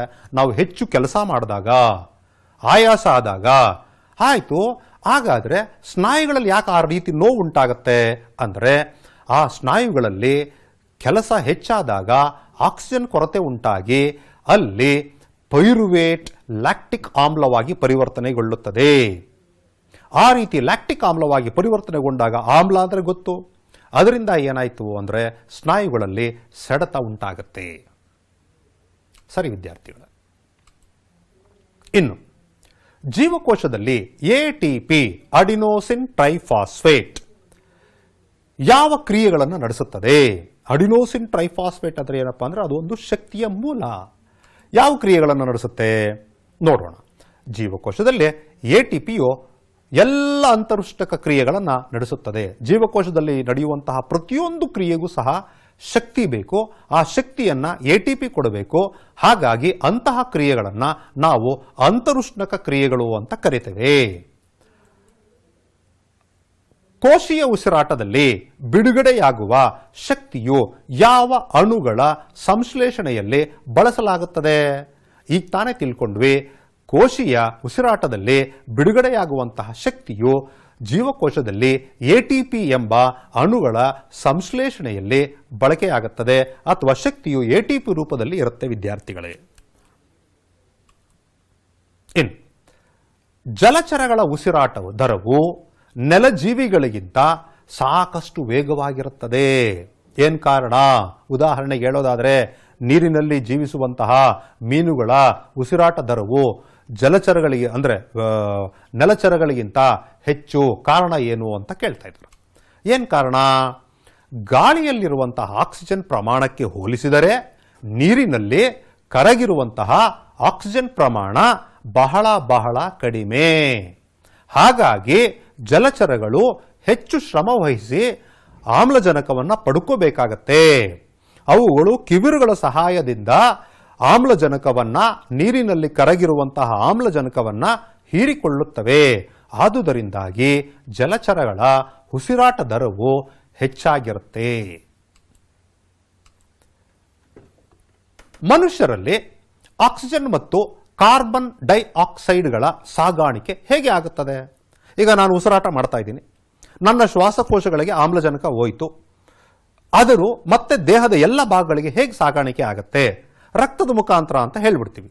ಹಾಗೇನೆ ಪ್ರತಿಯೊಂದು ಜೀವಕೋಶವೂ ಸಹ ಕಾರ್ಬನ್ ಡೈಆಕ್ಸೈಡ್ ಅನ್ನು ಬಿಡುಗಡೆ ಮಾಡ್ತಾ ಇದೆ. ಅದು ಮತ್ತೆ ಶ್ವಾಸಕೋಶಗಳ ಮುಖಾಂತರ ಹೊರಗಡೆ ಹೇಗೆ ಹೋಗುತ್ತೆ? ಇದು ಪ್ರಶ್ನೆ ವಿದ್ಯಾರ್ಥಿಗಳೇ. ಮನುಷ್ಯರಲ್ಲಿ ಆಕ್ಸಿಜನ್ ಸಾಗಾಣಿಕೆ ಮಾಡೋದಕ್ಕಾಗಿ ರಕ್ತದಲ್ಲಿ ಕೆಂಪು ರಕ್ತ ಕಣಗಳಿದಾವೆ. ಆ ಕೆಂಪು ರಕ್ತ ಕಣಗಳಲ್ಲಿ ಹಿಮೋಗ್ಲೋಬಿನ್ ಇದೆ. ಇದಕ್ಕೆ ಆಮ್ಲಜನಕವನ್ನು ಕಂಡ್ರೆ ಬಹಳ ಇಷ್ಟ. ಅದು ಆಮ್ಲಜನಕವನ್ನು ಹೀರಿಕೊಂಡು ಆಕ್ಸಿ ಹಿಮೋಗ್ಲೋಬಿನ್ ಆಗುತ್ತದೆ. ಆ ರೀತಿಯಾಗಿ ಆಕ್ಸಿಜನ್ ಹಿಮೋಗ್ಲೋಬಿನ್ ಮುಖಾಂತರ ದೇಹದ ಪ್ರತಿಯೊಂದು ಜೀವಕೋಶಕ್ಕೂ ಸಾಗಾಣಿಕೆ ಆಗುತ್ತೆ. ಇನ್ನು ಕಾರ್ಬನ್ ಡೈಆಕ್ಸೈಡ್, ಜೀವಕೋಶಗಳಿಂದ ಬಿಡುಗಡೆ ಆದಂತಹ ಕಾರ್ಬನ್ ಡೈಆಕ್ಸೈಡ್ ನೀರಿನಲ್ಲಿ ಹೆಚ್ಚಾಗಿ ಕರಗುತ್ತದೆ. ಆದುದರಿಂದ ನೀರಿನಲ್ಲಿರುವಂತಹ ದ್ರವರೂಪದ ವಸ್ತು ಪ್ಲಾಸ್ಮಾದಲ್ಲಿ ಈ ಕಾರ್ಬನ್ ಡೈಆಕ್ಸೈಡ್ ಕರಗಿ ವಿಲೀನ ರೂಪದಲ್ಲಿ ಅದೇನಾಗುತ್ತೆ? ಸಾಗಾಣಿಕೆ ಆಗುತ್ತೆ ವಿದ್ಯಾರ್ಥಿಗಳೇ. ಅನಿಲಗಳ ವಿನಿಮಯ ಪ್ರದೇಶವನ್ನು ಹೆಚ್ಚಿಸಲು ಮನುಷ್ಯರಲ್ಲಿ ಶ್ವಾಸಕೋಶಗಳು ಹೇಗೆ ವಿನ್ಯಾಸಗೊಂಡಿದೆ? ಶ್ವಾಸಕೋಶಗಳಿರೋದು ಎದೆ ಭಾಗದಲ್ಲಿ ಸಣ್ಣ ಎದೆಗೂಡಿನ ಚೀಲಗಳಲ್ಲಿ ಇದ್ದಾವೆ. ಹಾಗಾದರೆ ಇವು ನಮ್ಮ ದೇಹಕ್ಕೆಲ್ಲ ಬೇಕಾಗುವಂತಹ ಆಮ್ಲಜನಕವನ್ನು ಪಡೆದುಕೊಳ್ಳೋದಕ್ಕೆ ಹೇಗೆ ವಿನ್ಯಾಸಗೊಂಡಿದೆ? ನಾವು ಆಗ್ಲೇ ತಿಳ್ಕೊಂಡ್ವಿ ಈ ಶ್ವಾಸಕೋಶದ ಒಳಗಡೆ ಇರುವಂತಹ ಅತಿ ಸಣ್ಣ ಸಣ್ಣ ನಳಿಕೆಗಳು ವಿಭಜನೆಗೊಂಡು ಕೊನೆಯದಾಗಿ ಗಾಳಿಗೂಡುಗಳಾಗಿ ಪರಿವರ್ತನೆ ಹೊಂದುತ್ತವೆ. ಈ ರೀತಿ ಅಪಾರ ಸಂಖ್ಯೆಯ ಗಾಳಿಗೂಡುಗಳು ಈ ಶ್ವಾಸಕೋಶದ ವಿಸ್ತಾರವನ್ನ, ಮೇಲ್ಮೈ ವಿಸ್ತಾರವನ್ನ ಹೆಚ್ಚು ಮಾಡ್ತವೆ. ಅದರಿಂದಾಗಿ ಅನಿಲಗಳ ವಿನಿಮಯ ಸುಲಭವಾಗಿ ನಡೆಯುತ್ತದೆ. ಈಗ ನೋಡಿ, ಮಾನವನ ಶ್ವಾಸಕಾಂಗ ವ್ಯೂಹ ಎಲ್ಲ ಭಾಗಗಳು ಕಾಣಿಸ್ತಾ ಇದೆ. ಅಲ್ಲಿ ಗಾಳಿಗೂಡುಗಳನ್ನು ಸಹ ನೀವು ನೋಡ್ತಾ ಇದ್ದೀರಿ. ಈ ಗಾಳಿಗೂಡುಗಳು ಅತ್ಯಂತ ಸಣ್ಣ ಸಣ್ಣ ಚೀಲಗಳ ರಚನೆ. ಅಲ್ಲಿ ಆಮ್ಲಜನಕ ಅಥವಾ ಇತರ ಎಲ್ಲ ಅನಿಲಗಳ ವಿನಿಮಯ ಉಂಟಾಗುತ್ತದೆ. ವಿದ್ಯಾರ್ಥಿಗಳೇ, ಈ ಚಿತ್ರದ ಭಾಗಗಳನ್ನು ಸಹ ನೀವು ನೋಡಿಕೊಂಡಿರಬೇಕು. ಆಗ ಇದರ ಮೇಲೆ ಪ್ರಶ್ನೆ ಕೇಳಿದ್ರೆ ನಿಮಗೆ ಉತ್ತರಿಸೋದಕ್ಕೆ ಸುಲಭವಾಗುತ್ತೆ. ಈಗ ಮನುಷ್ಯನ ಹೃದಯದ ಚಿತ್ರ. ಹೌದು, ಇದು ಪರೀಕ್ಷೆಗೆ ಅಭ್ಯಾಸದ ಚಿತ್ರ. ಈ ಹೃದಯದ ಚಿತ್ರವನ್ನು ಚೆನ್ನಾಗಿ ಬರೆಯೋದನ್ನು ಈಗಾಗಲೇ ನೀವು ಅಭ್ಯಾಸ ಮಾಡಿರ್ತೀರಿ. ಆದರೆ ಇದರ ಎಲ್ಲ ಭಾಗಗಳನ್ನು ಗುರುತಿಸುವಂಥದ್ದು ಸಹ ನೀವು ಜ್ಞಾಪಕ ಇಟ್ಕೊಂಡಿರಬೇಕು. ಪರೀಕ್ಷೆಯಲ್ಲಿ ಕೇಳುವ ಸಂಭವ ಇರುತ್ತೆ. ಈ ಹೃದಯ ಮನುಷ್ಯರಲ್ಲಿ ಸಾಗಾಣಿಕೆ ವ್ಯೂಹದಲ್ಲಿ ಅತಿ ಪ್ರಮುಖವಾದ ಪಾತ್ರವನ್ನು ವಹಿಸುತ್ತದೆ. ಇದರ ಜೊತೆಗೆ ರಕ್ತ ಮತ್ತು ಇನ್ನು ಏನಪ್ಪಾ ಅಂದ್ರೆ ರಕ್ತನಾಳಗಳು ಸಹ ಪ್ರಮುಖವಾದ ಪಾತ್ರವನ್ನು ವಹಿಸ್ತವೆ. ಹಾಗಾದರೆ ಮನುಷ್ಯನಲ್ಲಿ ಅಥವಾ ಜೀವಿಗಳಲ್ಲಿ ಸಾಗಾಣಿಕೆಗೆ ಹೃದಯ ಬೇಕು, ಆಮೇಲೆ ರಕ್ತನಾಳಗಳು ಬೇಕು, ಆ ನಂತರ ರಕ್ತವೂ ಸಹ ಬೇಕು. ರಕ್ತವು ನಮ್ಮ ದೇಹದಲ್ಲಿ ಸಾಗಾಣಿಕೆ ಕಾರ್ಯವನ್ನು ಹೇಗೆ ನಿರ್ವಹಿಸುತ್ತೆ? ರಕ್ತವು ಆಹಾರ, ಕಾರ್ಬನ್ ಡೈಆಕ್ಸೈಡ್, ನೈಟ್ರೋಜನ್ ಯುಕ್ತ ತ್ಯಾಜ್ಯಗಳು ಇವೆಲ್ಲವುಗಳನ್ನು ಸಹ ತನ್ನ ಪ್ಲಾಸ್ಮಾದಲ್ಲಿ ಕರಗಿಸಿಕೊಂಡು ಹೋಗುತ್ತೆ. ಹಾಗಾದರೆ ರಕ್ತದಲ್ಲಿ ಏನಿದೆ? ಪ್ಲಾಸ್ಮಾ ಇದೆ. ಪ್ಲಾಸ್ಮಾದಲ್ಲಿ ಆಹಾರ ಕರಗಿದ ರೂಪದಲ್ಲಿ, ಕಾರ್ಬನ್ ಡೈಆಕ್ಸೈಡ್ ಕರಗಿದ ರೂಪದಲ್ಲಿ, ನೈಟ್ರೋಜನ್ ಸಂಯುಕ್ತಗಳು ಸಹ ಕರಗಿದ ರೂಪದಲ್ಲಿ ಸಾಗಾಣಿಕೆ ಆಗುತ್ತದೆ. ಆದರೆ ಈ ಆಕ್ಸಿಜನ್ ಮಾತ್ರ ಏನಾಗುತ್ತೆ ಅಂದರೆ ಈ ಕೆಂಪು ರಕ್ತ ಕಣಗಳಲ್ಲಿರುವಂತಹ ಹಿಮೋಗ್ಲೋಬಿನ್ ಮುಖಾಂತರ ಸಾಗಿಸಲ್ಪಡುತ್ತದೆ.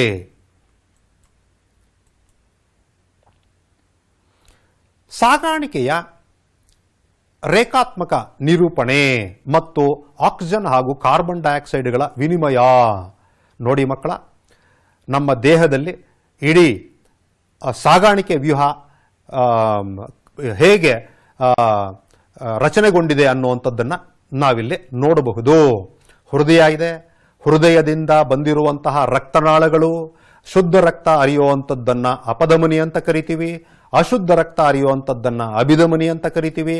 ಈ ಅಪಧಮನಿಗಳು ಮತ್ತು ಅಭಿಧಮನಿಗಳು ಕೊನೆಯಲ್ಲಿ ಸಣ್ಣ ಸಣ್ಣ ನಾಳಗಳಾಗಿ ಲೋಮನಾಳಗಳಾಗ್ತವೆ. ಈ ಲೋಮನಾಳಗಳು ರಕ್ತವನ್ನು ಪ್ರತಿಯೊಂದು ಜೀವಕೋಶಕ್ಕೂ ಸರಬರಾಜು ಮಾಡುತ್ತದೆ. ಅದನ್ನ ನಾವು ಈ ಚಿತ್ರದಲ್ಲಿ ನೋಡಬಹುದು ವಿದ್ಯಾರ್ಥಿಗಳೇ. ಮುಂದಿನ ಪ್ರಶ್ನೆ ವಿದ್ಯಾರ್ಥಿಗಳೇ, ಇಮ್ಮಡಿ ಪರಿಚಲನೆ ಎಂದರೇನು?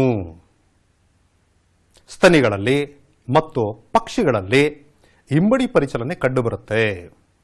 ಬೇರೆ ಜೀವಿಗಳಲ್ಲಿ ಕಂಡುಬರೋದಿಲ್ಲ. ಉದಾಹರಣೆಗೆ ಮೀನುಗಳಲ್ಲಾಗಬಹುದು, ಆ ನಂತರ ಉಭಯವಾಸಿಗಳಲ್ಲಾಗಬಹುದು, ಹಾಗೂ ಸರೀಸೃಪಗಳಲ್ಲಿ ಇಮ್ಮಡಿ ಪರಿಚಲನೆ ಕಂಡುಬರಲ್ಲ. ಇಮ್ಮಡಿ ಪರಿಚಲನೆ ಕಂಡುಬರುವಂಥದ್ದು ಪಕ್ಷಿಗಳಲ್ಲಿ ಮತ್ತು ಸ್ತನಿಗಳಲ್ಲಿ ಮಾತ್ರ. ಕಾರಣ ಏನು ಅಂದರೆ ಈ ಸ್ತನಿಗಳಲ್ಲಿ ಮತ್ತು ಪಕ್ಷಿಗಳಲ್ಲಿ ಹೃದಯದಲ್ಲಿ 4 ಕೋಣೆಗಳಿರ್ತವೆ. ಆದುದರಿಂದ ಶುದ್ಧ ರಕ್ತವನ್ನು ಮತ್ತು ಅಶುದ್ಧ ರಕ್ತವನ್ನು ಬೇರ್ಪಡಿಸಲು ಸಾಧ್ಯವಾಗುತ್ತದೆ. ಹಾಗಾದರೆ ಇಮ್ಮಡಿ ಪರಿಚಲನೆ ಏನಂತ ಉತ್ತರ ಬರೀಬೇಕು? ಪಕ್ಷಿಗಳಲ್ಲಿ, ಸ್ತನಿಗಳಲ್ಲಿ ರಕ್ತವು ಪ್ರತಿಯೊಂದು ಪರಿಚಲನೆಗೆ 2 ಬಾರಿ ಹೃದಯವನ್ನು ಹಾದು ಹೋಗುತ್ತೆ. ಅಂದರೆ 1 ಬಾರಿ ಶುದ್ಧ ರಕ್ತವು, ಇನ್ನೊಂದು ಬಾರಿ ಅಶುದ್ಧ ರಕ್ತವು. ಅಶುದ್ಧ ರಕ್ತವು ಶುದ್ಧವಾಗೋದಕ್ಕಾಗಿ ಹೃದಯಕ್ಕೆ ಹೋಗಿ, ಹೃದಯದಿಂದ ಶ್ವಾಸಕೋಶಗಳಿಗೆ ಹೋಗಿ ಶುದ್ಧವಾಗಿ ಮತ್ತೆ ಹೃದಯಕ್ಕೆ ಬಂದು ಹೃದಯದಿಂದ ಪಂಪ್ ಆಗಿ ದೇಹದ ಎಲ್ಲ ಭಾಗಗಳಿಗೂ ಹೋಗುತ್ತೆ. ಹೀಗೆ ರಕ್ತವು 2 ಬಾರಿ ಹೃದಯವನ್ನು ತಲುಪುವಂತಹ ರಕ್ತ ಪರಿಚಲನೆಗೆ ಇಮ್ಮಡಿ ಪರಿಚಲನೆ ಅಂತ ಕರಿತೇವೆ. ಇನ್ನು ಅಪಧಮನಿ ಅಂದ್ರೆ ಏನು? ಹೃದಯ ರಕ್ತವನ್ನು ಹೃದಯದಿಂದ ದೇಹದ ವಿವಿಧ ಅಂಗಗಳಿಗೆ ಕೊಂಡೊಯ್ಯುವಂತಹ ರಕ್ತನಾಳವನ್ನ ಅಪಧಮನಿ ಅಂತ ಕರಿತೀವಿ. ಯಾವಾಗಲೂ ಕೂಡ ಅಷ್ಟೇ ಅಪಧಮನಿಗಳಲ್ಲಿ ನಮಗೆ ಅದರ ಪೊರೆ ದಪ್ಪದಾಗಿರುತ್ತದೆ. ಇದು ಶುದ್ಧ ರಕ್ತವನ್ನು ಮಾತ್ರ ಕೊಂಡೊಯ್ಯುತ್ತದೆ. ಆದರೆ ಒಂದೇ ಒಂದು ಅಪಧಮನಿ ಅಶುದ್ಧ ರಕ್ತವನ್ನ ಕೊಂಡೊಯ್ಯುತ್ತದೆ. ಅದು ಯಾವುದು ಅಂತೂ ಸಹ ಪ್ರಶ್ನೆ ಕೇಳುವಂತಹ ಅವಕಾಶ ಇರುತ್ತೆ.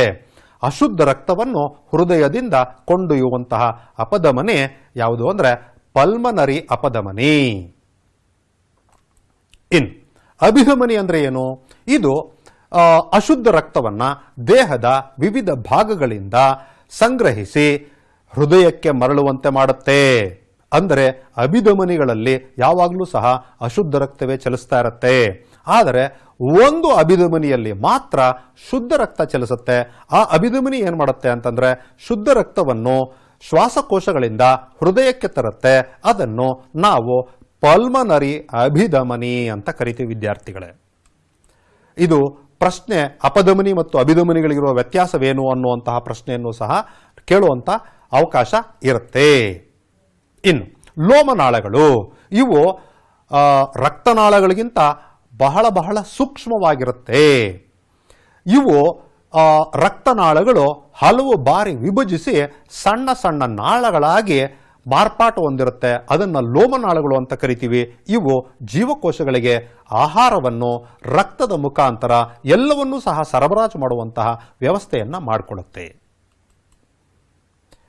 ರಕ್ತದಲ್ಲಿ ಕಿರುತಟ್ಟೆಗಳಿರ್ತವೆ ನೋಡಿ. ರಕ್ತದಲ್ಲಿ ಪ್ಲಾಸ್ಮಾ ಇದೆ, ಬಿಳಿ ರಕ್ತ ಕಣ ಇದೆ, ಕೆಂಪು ರಕ್ತ ಕಣಗಳಿದಾವೆ, ಕಿರುತಟ್ಟೆಗಳಿದಾವೆ. ಹಾಗಾದ್ರೆ ಈ ಕಿರುತಟ್ಟೆಗಳು ರಕ್ತದಲ್ಲಿ ಏನ್ ಕೆಲಸ ಮಾಡ್ತವೆ? ಇದು ಬಹಳ ಪ್ರಮುಖವಾದ ಕಾರ್ಯವನ್ನ ಮಾಡ್ತವೆ. ಗಾಯವಾದಾಗ ರಕ್ತ ಹರ್ಕೊಂಡು ಹೋಗ್ತಾ ಇರುತ್ತೆ. ಸ್ವಲ್ಪ ಹೊತ್ತಾದ ಮೇಲೆ ಅದಾಗದೇನೆ ರಕ್ತ ಹೆಪ್ಪು ಕಟ್ಟಿ ರಕ್ತ ಸೋರುವಿಕೆ ನಿಲ್ಲುತ್ತದೆ. ಈ ಕೆಲಸವನ್ನ ಯಾರು ಮಾಡ್ತಾರೆ ಅಂದ್ರೆ ರಕ್ತದಲ್ಲಿರುವಂತಹ ಕಿರುತಟ್ಟೆಗಳು ಈ ಕಾರ್ಯವನ್ನ ನಿರ್ವಹಿಸ್ತವೆ ವಿದ್ಯಾರ್ಥಿಗಳು. ಇನ್ನು ದುಗ್ಧರಸ, ಇದು ರಕ್ತದಿಂದಾನೇ ರಕ್ತದ ಪ್ಲಾಸ್ಮಾದಿಂದ ಆಗಿರುವಂಥದ್ದು. ಈ ದುಗ್ಧರಸದ ಕಾರ್ಯವೇನು? ಈ ದುಗ್ಧರಸ ಎಲ್ಲಿ ಚಲಿಸುತ್ತೆ? ದುಗ್ಧರಸ ಚಲಿಸುವಂಥದ್ದು ದುಗ್ಧ ನಾಳಗಳಲ್ಲಿ. ಈ ದುಗ್ಧರಸವು ಜೀರ್ಣವಾದ ಮತ್ತು ಕರುಳಿನಿಂದ ಹೀರಲ್ಪಟ್ಟ ಕೊಬ್ಬನ್ನ ಸಾಗಿಸುತ್ತದೆ.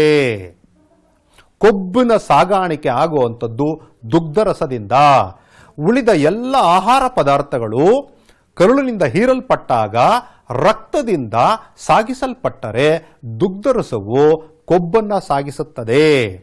ಅಷ್ಟೇ ಅಲ್ಲ, ಇದು ಅಧಿಕ ದ್ರವ ಪದಾರ್ಥವನ್ನ ಮತ್ತೆ ಮರಳಿ ರಕ್ತಕ್ಕೆ ಹರಿಯುವಂತೆ ಮಾಡುತ್ತೆ. ಈಗ ಲೋಮನಾಳಗಳಿಂದ ರಕ್ತವು ಜೀವಕೋಶಗಳಲ್ಲೆಲ್ಲ ಬಂದಾಗ ಸಾಕಷ್ಟು ದ್ರವ ಪದಾರ್ಥ ಅಲ್ಲೇ ಉಳ್ಕೊಂಡ್ಬಿಡುತ್ತೆ.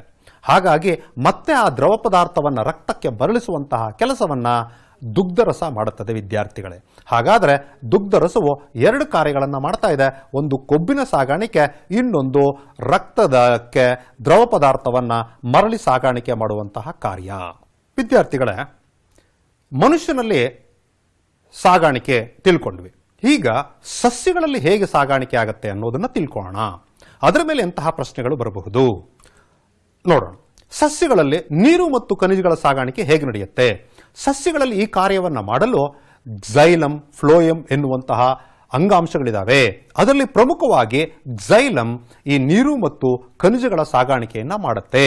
ಹಾಗಾದ್ರೆ ಈ ಕ್ಸೈಲಮ್ ಹೇಗೆ ಇದನ್ನ ಸಾಗಾಣಿಕೆ ಮಾಡುತ್ತೆ ನೋಡೋಣ ವಿದ್ಯಾರ್ಥಿಗಳೇ.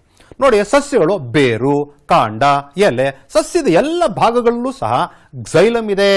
ಅದರಲ್ಲೂ ಪ್ರಮುಖವಾಗಿ ಅದರಲ್ಲಿರುವಂತಹ ನಳಿಕೆಗಳು ಮತ್ತು ಟ್ರೇಕಿಡ್ಗಳು ಏನ್ ಮಾಡ್ತವೆ ಅಂದ್ರೆ ಈ ನೀರನ್ನು ಸಾಗಾಣಿಕೆ ಮಾಡಲು ಸಹಾಯ ಮಾಡುತ್ತೆ. ಬೇರುಗಳು ಮಣ್ಣಿನಿಂದ ಹೀರಿಕೊಂಡಂತಹ ನೀರನ್ನು ಕ್ಸೈಲಮ್ ಮುಖಾಂತರ ಸಸ್ಯದ ಎಲ್ಲ ಭಾಗಗಳಿಗೂ ಸಹ ಕಳಿಸಿಕೊಡುತ್ತೆ. ಈ ನೀರು ಸಸ್ಯದ ಎಲೆಗಳ ಮುಖಾಂತರ ಹಾವಿಯಾಗೊಟ್ಟೋಗುತ್ತೆ ಬಾಷ್ಪೀಕರಣದಿಂದಾಗಿ. ಆ ಕ್ರಿಯೆಯಿಂದ ನೀರೆಲ್ಲ ಹೊಟ್ಟೋಯ್ತಲ್ಲ ಅಂತ ಅನ್ಕೊಳ್ಳೋದು ಬೇಕಾಗಿಲ್ಲ. ಆ ರೀತಿಯಾಗಿ ನೀರು ಹಾವಿಯಾಗುವುದರಿಂದಾಗಿ ಈ ಶೋಷಣವನ್ನು ಉಂಟು ಮಾಡುತ್ತೆ. ಆ ಶೋಷಣದಿಂದಾಗಿ ಕ್ಸೈಲಮ್ ಇನ್ನೂ ಹೆಚ್ಚು ಹೆಚ್ಚು ನೀರನ್ನು ಸರಬರಾಜು ಮಾಡೋದಕ್ಕೆ ಅವಕಾಶ ಮಾಡಿಕೊಡುತ್ತೆ. ಈ ರೀತಿಯಾಗಿ ಕ್ಸೈಲಮ್ ಒಂದಿಗೆ ಸಸ್ಯದ ಎಲೆಗಳಲ್ಲಿ ನಡೆಯುವಂತಹ ಬಾಷ್ಪೀಕರಣ ಕ್ರಿಯೆಯೂ ಸಹ ನೀರಿನ ಸರಬರಾಜಿಗೆ ಸಹಾಯಕವಾಗಿದೆ. ಇನ್ನು ಸ್ತನಿಗಳಲ್ಲಿ ಮತ್ತು ಪಕ್ಷಿಗಳಲ್ಲಿ ಆಕ್ಸಿಜನ್ ಯುಕ್ತ ಮತ್ತು ಆಕ್ಸಿಜನ್ ರಿಕ್ತ ರಕ್ತ ಪ್ರತ್ಯೇಕಿಸುವುದು ಅಗತ್ಯವಾಗಿದೆ ಹೇಗೆ ಅಂತ ಮತ್ತೆ ಪ್ರಶ್ನೆಯನ್ನು ಕೇಳ್ತಾ ಇದ್ದೀನಿ ವಿದ್ಯಾರ್ಥಿಗಳ. ಸ್ತನಿಗಳಾಗಬಹುದು ಮತ್ತು ಪಕ್ಷಿಗಳಲ್ಲಾಗಬಹುದು ಶುದ್ಧ ರಕ್ತ ಮತ್ತು ಅಶುದ್ಧ ರಕ್ತ. ಆಕ್ಸಿಜನ್ ಯುಕ್ತ ಅಂದ್ರೆ ಶುದ್ಧ ರಕ್ತ, ಆಕ್ಸಿಜನ್ ರಿಕ್ತ ಅಂದ್ರೆ ಅಶುದ್ಧ ರಕ್ತ ಪ್ರತ್ಯೇಕವಾಗಿರುತ್ತೆ. ಅದಕ್ಕೆ ಹೃದಯ ಆ ರೀತಿ ರಚನೆಗೊಂಡಿದೆ. ಯಾಕೆ ಆ ರೀತಿ ರಚನೆಗೊಂಡಿದೆ? ಯಾಕೆ ಅಂದ್ರೆ ಈ ಸ್ತನಿಗಳಲ್ಲಾಗಬಹುದು ಅಥವಾ ಪಕ್ಷಿಗಳಲ್ಲಾಗಬಹುದು ಅವುಗಳಿಗೆ ಆಕ್ಸಿಜನ್ ಅಪಾರ ಪ್ರಮಾಣದಲ್ಲಿ ಅಗತ್ಯವಿದೆ. ಅದು ಹೆಚ್ಚು ಸಾಮರ್ಥ್ಯವನ್ನು ಕೊಡುತ್ತೆ. ಅವುಗಳು ಹೆಚ್ಚು ಹೆಚ್ಚು ಸಾಮರ್ಥ್ಯದಿಂದ ಕಾರ್ಯನಿರ್ವಹಿಸಬೇಕು. ಹಾಗಾದರೆ ಬೇರೆ ಪ್ರಾಣಿಗಳಿಗೆ ಅಷ್ಟೊಂದು ಶಕ್ತಿ ಅಗತ್ಯ ಇಲ್ವಾ? ಬೇರೆ ಪ್ರಾಣಿಗಳಿಗೂ ಸಹ ಶಕ್ತಿ ಅಗತ್ಯವಿದೆ. ಆದರೆ ಅವುಗಳಿಗಿಂತ ಈ ಸ್ತನಿಗಳಲ್ಲಿ ಮತ್ತು ಪಕ್ಷಿಗಳಲ್ಲಿ ದೇಹದ ಉಷ್ಣತೆಯನ್ನು ಕಾಪಾಡಿಕೊಳ್ಳೋದಕ್ಕಾಗಿ ನಿರಂತರವಾಗಿ ಶಕ್ತಿಯ ಸರಬರಾಜಾಗಬೇಕಾಗತ್ತೆ. ಹಾಗಾಗಿ ಇವುಗಳು ಏನಾಗಿದೆ, ಆಕ್ಸಿಜನ್ ಯುಕ್ತ ಮತ್ತು ಆಕ್ಸಿಜನ್ ರಿಕ್ತ ರಕ್ತವನ್ನು ಪ್ರತ್ಯೇಕಿಸುವುದು ಅತ್ಯಂತ ಅಗತ್ಯವಾಗಿರುತ್ತದೆ. ವಿದ್ಯಾರ್ಥಿಗಳೇ, ಇಲ್ಲಿ ಒಂದು ಸಸ್ಯ ಅಂದರೆ ಮರದ ಚಿತ್ರ ಕಾಣಿಸ್ತಾ ಇದೆ. ಅಲ್ಲಿ ಬೇರುಗಳು ಸಹ, ಮಣ್ಣಿನಲ್ಲಿರುವಂತಹ ಬೇರುಗಳು ಸಹ ನಿಮಗೆ ಕಂಡು ಬರ್ತಾ ಇದೆ. ಅಲ್ಲಿಂದ ಬಾಣದ ಗುರುತುಗಳನ್ನು ನೀವು ನೋಡಬಹುದು. ಕಾಣಿಸ್ತಾ ಇದೆಯಲ್ವ ನಿಮಗೆ? ಏನು, ಇಲ್ಲಿ ನೀರು ಹೇಗೆ ಬೇರುಗಳು ಹೀರ್ಕೊಳ್ತವೆ, ಅಲ್ಲಿಂದ ಸಸ್ಯದ ಎಲ್ಲ ಭಾಗಗಳಿಗೂ ಹೋಗಿ ಹೇಗೆ ನೀರಾವಿಯಾಗಿ ಹೊರಗಡೆಗೆ ಬರುತ್ತೆ. ಅದರಿಂದಾಗಿ ಶೋಷಣ ಕ್ರಿಯೆಯಿಂದಾಗಿ ಮತ್ತೆ ನೀರನ್ನು ಹೀರಿಕೊಳ್ಳಲು ಸಹಾಯಕವಾಗಿದೆ ಅನ್ನುವಂಥದ್ದು ನೋಡಿಸ್ತಾ ಇದೆ. ಇಲ್ಲಿ ಬಾಷ್ಪ ವಿಸರ್ಜನೆ ಕ್ರಿಯೆಯೋ ಇದು ನೀರನ್ನು ಕಳ್ಕೊಳ್ಳುವಂಥದ್ದಲ್ಲ, ಮತ್ತೆ ನೀರನ್ನು ಎಳ್ಕೊಳ್ಳುವಂತಹ ಸಾಮರ್ಥ್ಯವನ್ನು ಪಡ್ಕೊಳ್ಳುತ್ತೆ. ವಸ್ತು ಸ್ಥಾನಾಂತರಣ ಎಂದರೇನು? ಇದು ಸಸ್ಯ ಯಾವ ಭಾಗದಲ್ಲಿ ಜರುಗುತ್ತದೆ? ನೋಡಿ ವಿದ್ಯಾರ್ಥಿಗಳೇ, ಸಸ್ಯಗಳು ದ್ಯುತಿ ಸಂಶ್ಲೇಷಣ ಕ್ರಿಯೆಯಿಂದ ಆಹಾರವನ್ನು ಉತ್ಪತ್ತಿ ಮಾಡ್ತು. ದ್ಯುತಿ ಸಂಶ್ಲೇಷಣ ಕ್ರಿಯೆಯಿಂದ ಉತ್ಪತ್ತಿಯಾದಂಥ ಆಹಾರ ಯಾರಿಗಾಗಿ ಉತ್ಪತ್ತಿ ಮಾಡ್ತು? ತಾನೇ ಬಳಸಿಕೊಳ್ಳಲು. ಹಾಗಾದರೆ ಆ ಆಹಾರ ಎಲ್ಲೆಲ್ಲಿ ಅಗತ್ಯ ಇದೆಯೋ ಅಲ್ಲೆಲ್ಲ ಸರಬರಾಜಾಗಬೇಕು. ಈ ರೀತಿ ಸರಬರಾಜು ಆಗುವಂತಹ ಕ್ರಿಯೆಯನ್ನು ವಸ್ತು ಸ್ಥಾನಾಂತರಣ ಅಂತ ಕರಿತೀವಿ. ಈ ವಸ್ತು ಸ್ಥಾನಾಂತರಣ ಅಥವಾ ಆಹಾರ ಸರಬರಾಜಾಗುವಂತಹ ಕ್ರಿಯೆಯು ಫ್ಲೋಯಂನಲ್ಲಿ ನಡೆಯುತ್ತದೆ. ಅದು ಒಂದು ಅಂಗಾಂಶ, ವಾಹಕ ಅಂಗಾಂಶ. ಕ್ಸೈಲಮ್ ಜಲವಾಹಕ ಅಂಗಾಂಶವಾದರೆ ಫ್ಲೋಯಂ ಆಹಾರ ವಾಹಕ ಅಂಗಾಂಶ. ಸಸ್ಯಗಳಲ್ಲಿ ಆಹಾರದ ಸಾಗಾಣಿಕೆ ಹೇಗೆ ಆಗುತ್ತೆ? ಅದೇ ಸಸ್ಯಗಳಲ್ಲಿ ಆಹಾರವನ್ನು ಸರಬರಾಜು ಮಾಡಲು ಫ್ಲೋಯಂ ಅಂಗಾಂಶವಿದೆ. ಈ ಫ್ಲೋಯಂ ಅಂಗಾಂಶದಲ್ಲಿ ಅಭಿಸರಣ ಒತ್ತಡದಿಂದ ಹಾಗೂ ಈ ಒತ್ತಡದಿಂದಾಗಿ ಸಸ್ಯದ ಎಲ್ಲ ಭಾಗಗಳಿಗೆ ಆಹಾರ ಸರಬರಾಜು ಆಗುತ್ತದೆ. ಅಂದರೆ ಇಲ್ಲಿ ಅಭಿಸರಣ ಒತ್ತಡ ಬಹಳ ಪ್ರಮುಖವಾದ ಪಾತ್ರವನ್ನು ವಹಿಸುತ್ತದೆ. ಪ್ರತಿಯೊಂದು ಜೀವಿಯಲ್ಲೂ ಸಹ ಬಹಳ ಪ್ರಮುಖವಾದಂತಹ ಇನ್ನೊಂದು ಜೀವಕ್ರಿಯೆ ಯಾವುದು ಅಂದರೆ ವಿಸರ್ಜನ ಕ್ರಿಯೆ. ಏನು ವಿಸರ್ಜನೆ ಅಂದರೆ ದೇಹದಲ್ಲಿ ಜೀರ್ಣಕ್ರಿಯೆಯಿಂದ ಉತ್ಪತ್ತಿಯಾಗಿರುವಂತಹ ಅನುಪಯುಕ್ತ ವಸ್ತುಗಳನ್ನು ಹಾಗೂ ಉಸಿರಾಟ ಕ್ರಿಯೆಯಲ್ಲಿ ಉತ್ಪತ್ತಿಯಾಗಿರುವಂತಹ ಅನುಭವಯುಕ್ತ ವಸ್ತುಗಳನ್ನು ದೇಹದಿಂದ ಹೊರಗಡೆಗೆ ಹಾಕಬೇಕು. ತ್ಯಾಜ್ಯ ವಸ್ತುಗಳು, ಇದನ್ನು ನಾವು ವಿಸರ್ಜನೆ ಅಂತ ಕರಿತೀವಿ. ಹಾಗಾದರೆ ಮನುಷ್ಯರಲ್ಲಿ ವಿಸರ್ಜನೆ ಹೇಗೆ ನಡೆಯುತ್ತೆ? ಮನುಷ್ಯರಲ್ಲಿ ಈ ವಿಸರ್ಜನೆ ಆಗೋದಕ್ಕಾಗಿ ನಮ್ಮಲ್ಲಿ ವಿಸರ್ಜನಾಂಗ ವ್ಯೂಹವಿದೆ. ಈ ಚಿತ್ರ ಪರೀಕ್ಷಾ ದೃಷ್ಟಿಯಿಂದ ಬಹಳ ಬಹಳ ಮುಖ್ಯ. ಇದರ ಮೇಲೆ ಚಿತ್ರ ಬರೆಯಿರಿ ಮತ್ತು ಭಾಗಗಳನ್ನು ಗುರುತಿಸಿ ಅಂತ ಕೇಳ್ತಾರೆ. ಈ ಚಿತ್ರ ಬರೆಯೋದು ಸುಲಭ, ಇದರ ಭಾಗಗಳನ್ನು ಗುರುತಿಸುವಂಥದ್ದು ಸಹ ನಾವು ಈಗಾಗಲೇ ಚೆನ್ನಾಗಿ ಅಭ್ಯಾಸ ಮಾಡಿರ್ತೀರಿ. ಹಾಗಾಗಿ ನಿಮಗೇನು ಹೆಚ್ಚು ತೊಂದರೆ ಆಗಲ್ಲ. ಆದರೂ ನೀವು ಇದರನ್ನು ಸತತವಾಗಿ ಅಭ್ಯಾಸ ಮಾಡ್ತಾ ಇರಬೇಕು ವಿದ್ಯಾರ್ಥಿಗಳು.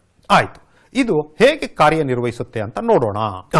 ಈ ನೋಡಿ, ನೆಫ್ರಾನ್ ರಚನೆ ಚಿತ್ರವನ್ನು ಇಲ್ಲಿ ನೋಡ್ತಾ ಇದ್ದೀರಿ. ಇದು ಅತ್ಯಂತ ಸಂಕೀರ್ಣವಾದಂತಹ ರಚನೆ. ಇದು ನಮ್ಮ ಮೂತ್ರಪಿಂಡಗಳಲ್ಲಿರುತ್ತೆ. ಒಂದಲ್ಲ ಎರಡಲ್ಲ ಸಾವಿರಾರು ನೆಫ್ರಾನ್ ರಚನೆಗಳಿರ್ತವೆ. ಇವು ನಮ್ಮ ರಕ್ತದಲ್ಲಿರುವಂತಹ ಅಶುದ್ಧ ವಸ್ತುಗಳನ್ನು ರಕ್ತದಿಂದ ಬೇರ್ಪಟ್ಟು ಮೂತ್ರವನ್ನು ಉಂಟು ಮಾಡಲು ಸಹಾಯಕವಾಗಿದೆ ಮತ್ತು ರಕ್ತವನ್ನು ಶುದ್ಧೀಕರಣ ಮಾಡ್ತವೆ. ವಿದ್ಯಾರ್ಥಿಗಳೇ, ನಾವು ಪೋಷಣೆ, ಉಸಿರಾಟ, ಸಾಗಾಣಿಕೆ ಮತ್ತು ವಿಸರ್ಜನೆ ಈ ಎಲ್ಲ ಜೀವಕ್ರಿಯೆಗಳ ಬಗ್ಗೆ ಮತ್ತೊಮ್ಮೆ ಪುನರಾವರ್ತನೆ ಮಾಡಿಕೊಂಡಿದ್ದೇವೆ. ಈ ಪಾಠದಿಂದ ಸರಿಸುಮಾರು 5 ರಿಂದ 6 ಅಂಕಗಳಷ್ಟು ಪ್ರಶ್ನೆಗಳು ಬರಬಹುದು. ಆದುದರಿಂದಾಗಿ ಇದನ್ನು ಮತ್ತೊಮ್ಮೆ ನೀವು ಏಕಾಗ್ರತೆಯಿಂದ ಅಭ್ಯಾಸ ಮಾಡಿ. ಧನ್ಯವಾದಗಳು.